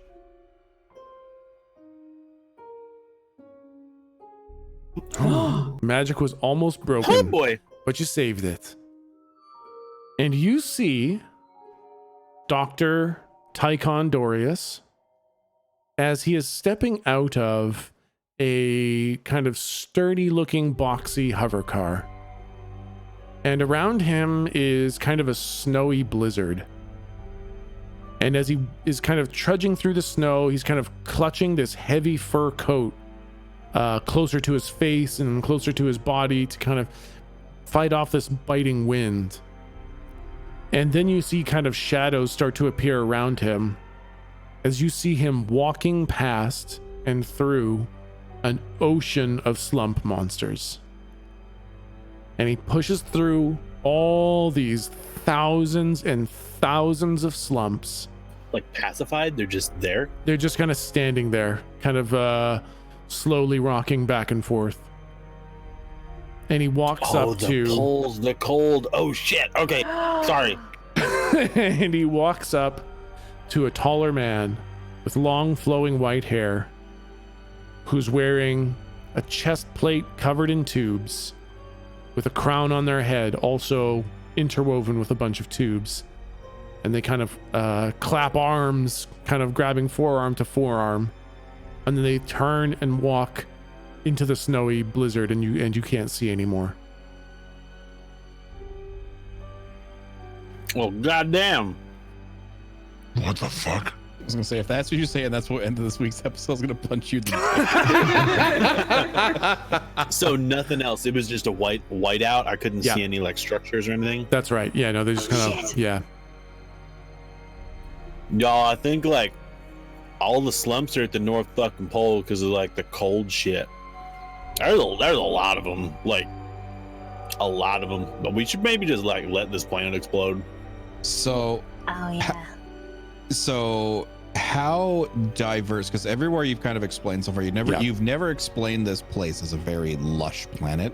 Yeah. Can I want to grab Jake's fancy doodad, and I want to say, computer, where is it snowing on the planet right now? Oh. I have a feeling that's no pretty snow rare. is expected tonight. Okay, that's not. Nah, man, this shit's all fucking desert except for the North and South Pole, I think. It is. That's not the fucking. But go away! Stop listening! I was just trying to help. God, if I could slap you, I would. There isn't. What? Your batteries are low. Your batteries are really fucking low on this thing. Holy shit. I shake it. Oh god. I shake it like it's one of those flashlights that you can charge with, you know? There is no snow anywhere other than the North Pole. Fuck off. North Pole is snowing. Get lost.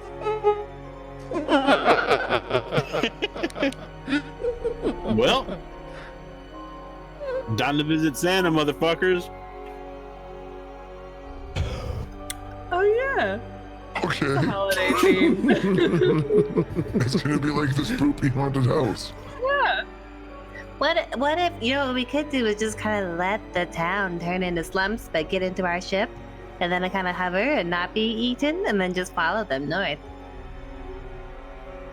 Yeah, I It mean, would be all the kinda- innocents will be That's the problem, yeah. culled along with the wave, but, you know, a few culled innocents, what's that?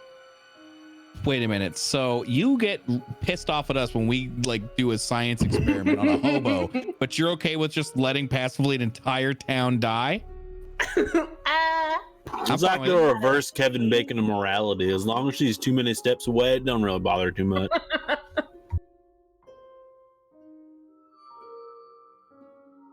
Well, what do you think we should do? Oh no, I didn't have a problem with it. I was fine with it. So I'm thinking that maybe we, Let's evac the motherfucking, like, people that matter, as many as we can track, and probably don't do star spies, and get the fuck out. Can we put a sign on the door of the schoolie dog that says, "There's a measles outbreak, gotta go to bed"? Yeah. I have like the world's like greatest epiphany, and I'm like, I look at the rest of the party, I'm like, what if? Oh wait, never mind, that won't work. Yeah, we could put a thing up. It's like, oh, university drug testing. Whoever doesn't show up, you know, fuck them. They're on that shit. No, Whoever does, I was we gonna got say, them, but that's 2 hours. I was gonna say we pull some. I was gonna say let's put the rats against the slumps and let the plague take care of them, but they're immune. Oh, yeah. Yeah, Slump thinks that our best bet is to put a sign saying, "Don't come to school," so that we could save at least some of the people, because they'll be in their homes when everybody goes crazy, and then we can go up to the snowy dog and look for the man. Yeah.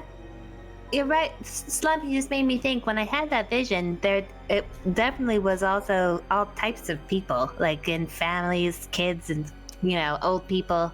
There wasn't really a specific, bunch of partiers or something all turned into slumps. It was really every sort of person. Oh, they put the fucking spice in the food and shit. They do, Damn it. yeah. Fuck. Can we just put a sign on the outside of the town that just says closed? I mean, the town is already closed. Like, they got a gate guard telling people to stay away because they got the plague problem. So now who's the worst enemy? All these slumps or the air or the tax/Arish Kagal? Yes. Yeah. I was trying to figure out how we save folks, man. I've got it. I've got an idea. I got a really good idea. And it might buy us some time too. Give me your hack, Jack. Yeah, here. I want to call the number for the TAC. Oh, okay. Like just the fucking main TAC directory recruitment line. I want to, you know what? How far away from that front gate? No, wait. Where did we ever get the number for Merlin Hodges? Yes. Yes, you did. I want to call Merlin Hodges. Hello? Shut up! Wake up! I'm awake. What's up? Okay, listen. First off, have you eaten anything today? I had like a burger and fries for dinner. Where'd you get it from? I got door dump. Oh God, that's you are okay. You're fucked. But listen, I need you. I know that you work for the TAC. Okay, I need you to give me some sort of line, some sort of directory to talk to the dreadnought that's up there. The only numbers I got's for the Dauntless. That's my ship. All right, is the Dauntless in orbit? Yep. Give me the number. Okay, sure. I mean, it's gonna be weird. They might not like you just calling them out of the blue. I don't care. It's about saving an entire town and also obliterating their enemy. Oh well, I mean, hell yeah, sounds good. Yeah, sure. Here's the number for my commanding officer. He's up on the Dauntless. All right, what's his name? Bob? Is it Bob? His name's Dave. Dave, you already used that one. Give me another one. It's Major Paper Cut. That's my Major Paper Cut. Okay, sounds good. All right, and thank you. Yep. I hang up and I immediately dial the dreadnought. Okay, and it rings and then it answers almost instantly. Hello. Yes, Major Paper Cut immediately, please. It's emergency. Yeah, that's me. All right, Major Paper Cut. Is this Major Paper Cut? This is Major Paper Cut right here. All right. Listen, fantastic. Listen, this is Buffalo Wild Wing on the ground. We have a situation. I'm going to need you to scan the northern pole of the planet. You will see an issue. Who the fuck is this? Just shut the up and do it. I'm a friend for now. I'm going to need some sort of verification. How the fuck did you get my number? I'm going to need you to just do a scan. And then you'll start listening, okay? Oh, yeah, sure. Why don't I just point my whole fucking ship at the North Pole while you do something nefarious somewhere else, huh? No, Who the fuck is this? No, you can trust me on this one. Coming from Eldom? Yeah, all right, I see. No. Okay, wait. Okay. Hold on a second. So I take a second and I think about how cool Merlin Hodges was playing all the music, okay? Yeah. Which means he's probably a well-liked guy. Yeah. Is what I would assume. Yeah. I'll say, listen, okay, Merlin Hodges gave me your number because he says you're trustworthy. What the hell's Merlin doing giving my number out? I explained the situation to him and he said I better report it to you directly, sir. All right, you want me to fucking scan the whole North Pole? We're gonna need to move the damn ship for that. Listen, just do it quickly. You've got less than an hour. What the fuck? Okay, what? All right, I'm getting shit going. Tell me what the hell I'm looking for while I get this shit all sorted out. Okay, listen. Are you are you aware of the situation that happened with Phase 2 in Farwater? Phase what? I don't I know Farwater had becomes one of those whatever rebel towns. We had to put that one down. I know that the shit got hairy there. Yeah. Do you remember why it got hairy? we don't get a lot of the details about that. It's just Okay, well, let's put it this way. What you're going to scan for at the North Pole is what made that situation get hairy, except in about 100 times fold development. okay, I'm seeing like there's a lot of shit up there. What the hell am I looking at? What is this? Those are all mindless sort of shenanigans, and they're currently about to march their way south or north or wherever the hell they're going to do, and they are going to destroy everything on this planet and ruin all of your plans. All so right, you can either wipe out a town full of innocent people, or you can take care of them now when they're isolated. You want me to orbital strike this gathering of individuals at the North Pole? They're not individuals. Do enhance. It's not an enhance thing, okay? Enhance. There's no enhance button. I can just see that there's a lot of shit there. There's some sort of a structure with a lot of, I think they're people. Okay. Listen. You're gonna think I'm crazy. This is the part that gets a little crazy, and I wish you kind of knew what happened at Farwater. This is gonna be very simple, okay? Yeah. Imagine 10-foot, 300-pound zombies. What? That are very fast and very strong. You're telling me I'm looking at 10 or 20,000 10-foot tall zombies? Yes. You don't believe me? Get closer. Yeah, I'll send a scouting party down. Okay. That's all I ask. Thank you very much, sir. Unfortunately, I can't give you my true identity. This is Buffalo Wild Wing, agent on the ground, over and out. Yep, he just hangs up. I toss the phone back to Jake. This shit's easy. Nice play.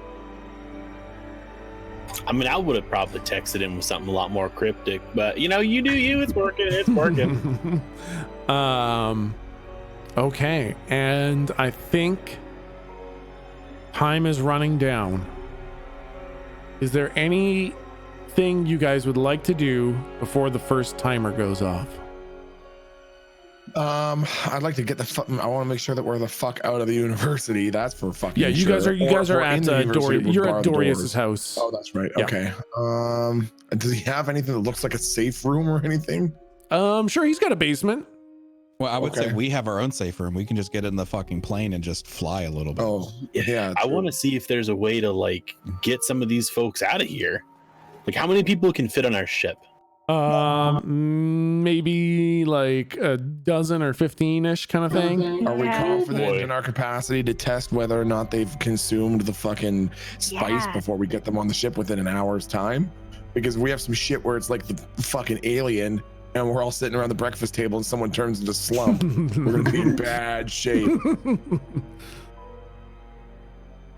I mean, I'm kind of willing to take a little risk depending on who we get out. Like, if some of the brightest minds on the fucking planet are down there and this lady's doing research on the fucking cure for space plague, I don't know. I feel like how far of a drive is it to get back to the university? You guys can probably get back to the university. I mean, you don't have a car or anything. Probably get back in maybe 20 minutes. And it's late. It's quite late. There's probably fucking nobody there. The doc is Dr. Rhonda. She's still there at the lab, or did she just peace out and go home? She's still at the lab. Y'all, I'm at least going back for her. Yeah, I mean, shit. Maybe she knows there's some way to test for the stuff. I can't sit right knowing that we're just gonna fucking dip and everybody's dead. You're right, Jake. Should we start with Rhonda? Fuck him. Well, I'll leave. I don't give a shit. I'm going. I might have another idea. What's your idea? Teleport, motherfucker, go! All right, Jake. I'm gonna need your skills though. Shoot, man. Lay it out. Okay, this is still an early infrastructural planet, meaning it likely has a PA system throughout the entire town. I'm gonna need you to hack it. All right. I'm just gonna hacky sack wiki how to hack a planetary or a municipal PA system. Okay, roll me plus sharp.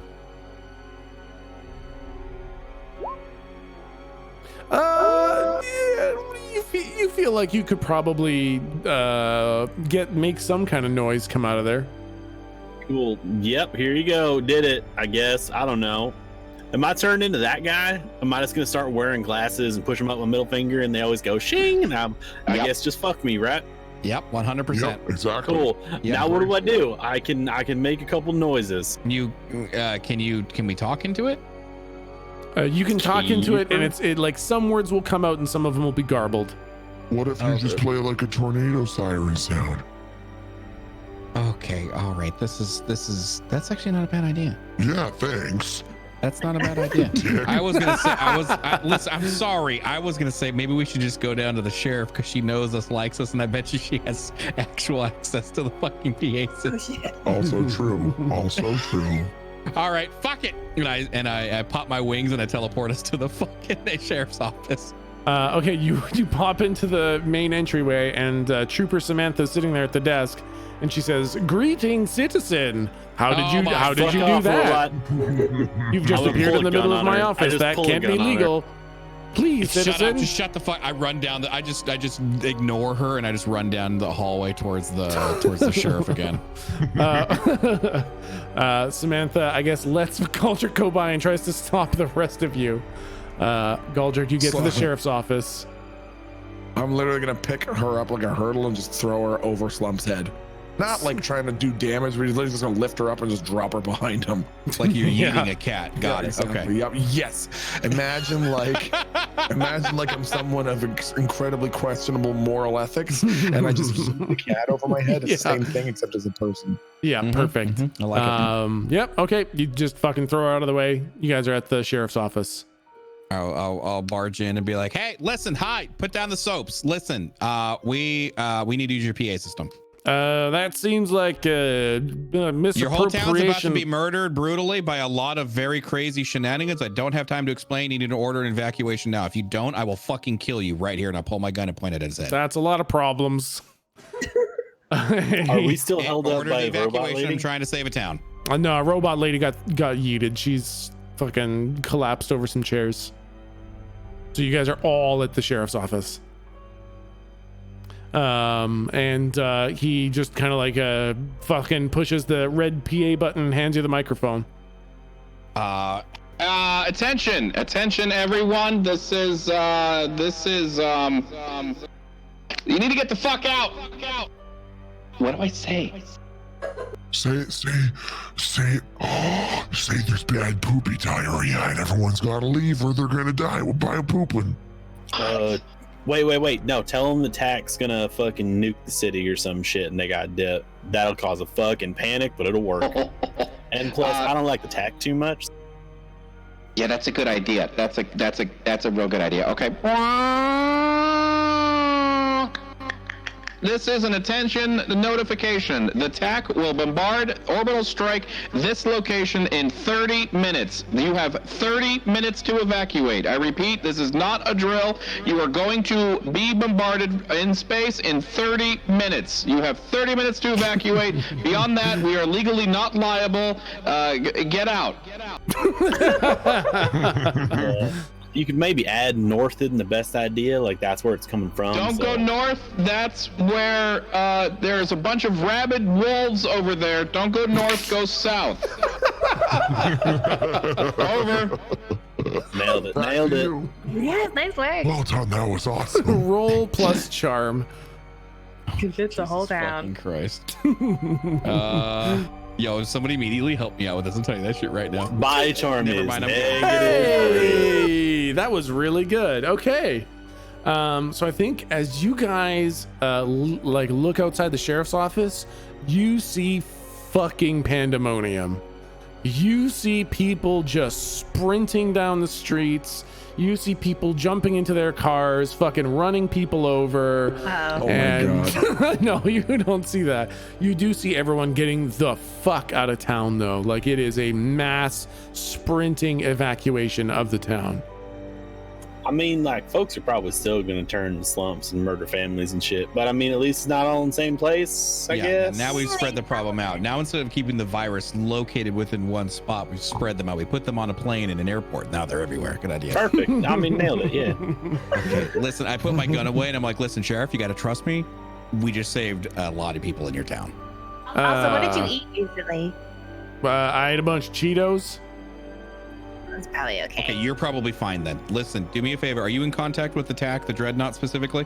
Not really the Dreadnought so much, but I know Sog. I know Lawson. Merlin's in town. I know him. He's a good kid. Gotcha. Yeah. Listen. Oh shit. I hope he gets out. Okay, listen. If you want any more information, you got to call the TAC. They're trying to take care of the problem. We're working in conjunction with them. We're agents. Oh shit. I put a finger up in my mouth and I just say, shh. This is very weird. I just say we're clandestine. Shut up. Okay. That's a weird thing that's happened right now. You just got to trust me. TiVo, what's going on here? Because you need to go. Oh, well, oh man, what? You mean like right now? He's just like about to do.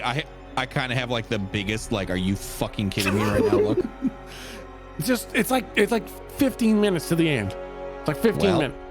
I hope it's worth your death. Well, all right. But if somebody Just spoils this TiVo for it. me, okay, I will. I'll T-bone it.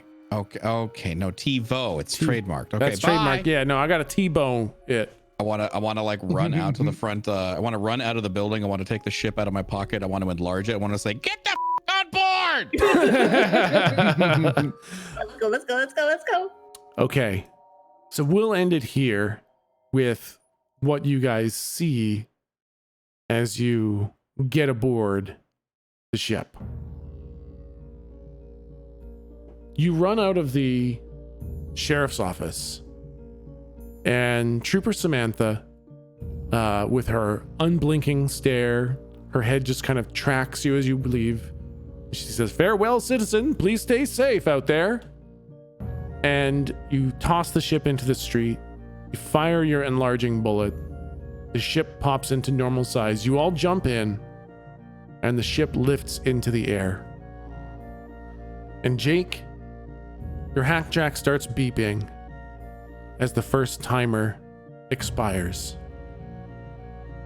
And amongst the people escaping, as you are lifting up, you hear something in the distance. You're in the commerce district right now, the area of the most trade that goes on here. And what you hear is kind of far away. It's definitely in the town, but it's a little bit far away, and it sounds like a couple hundred dragons roaring all at once as the entire labor district transforms into slump monsters.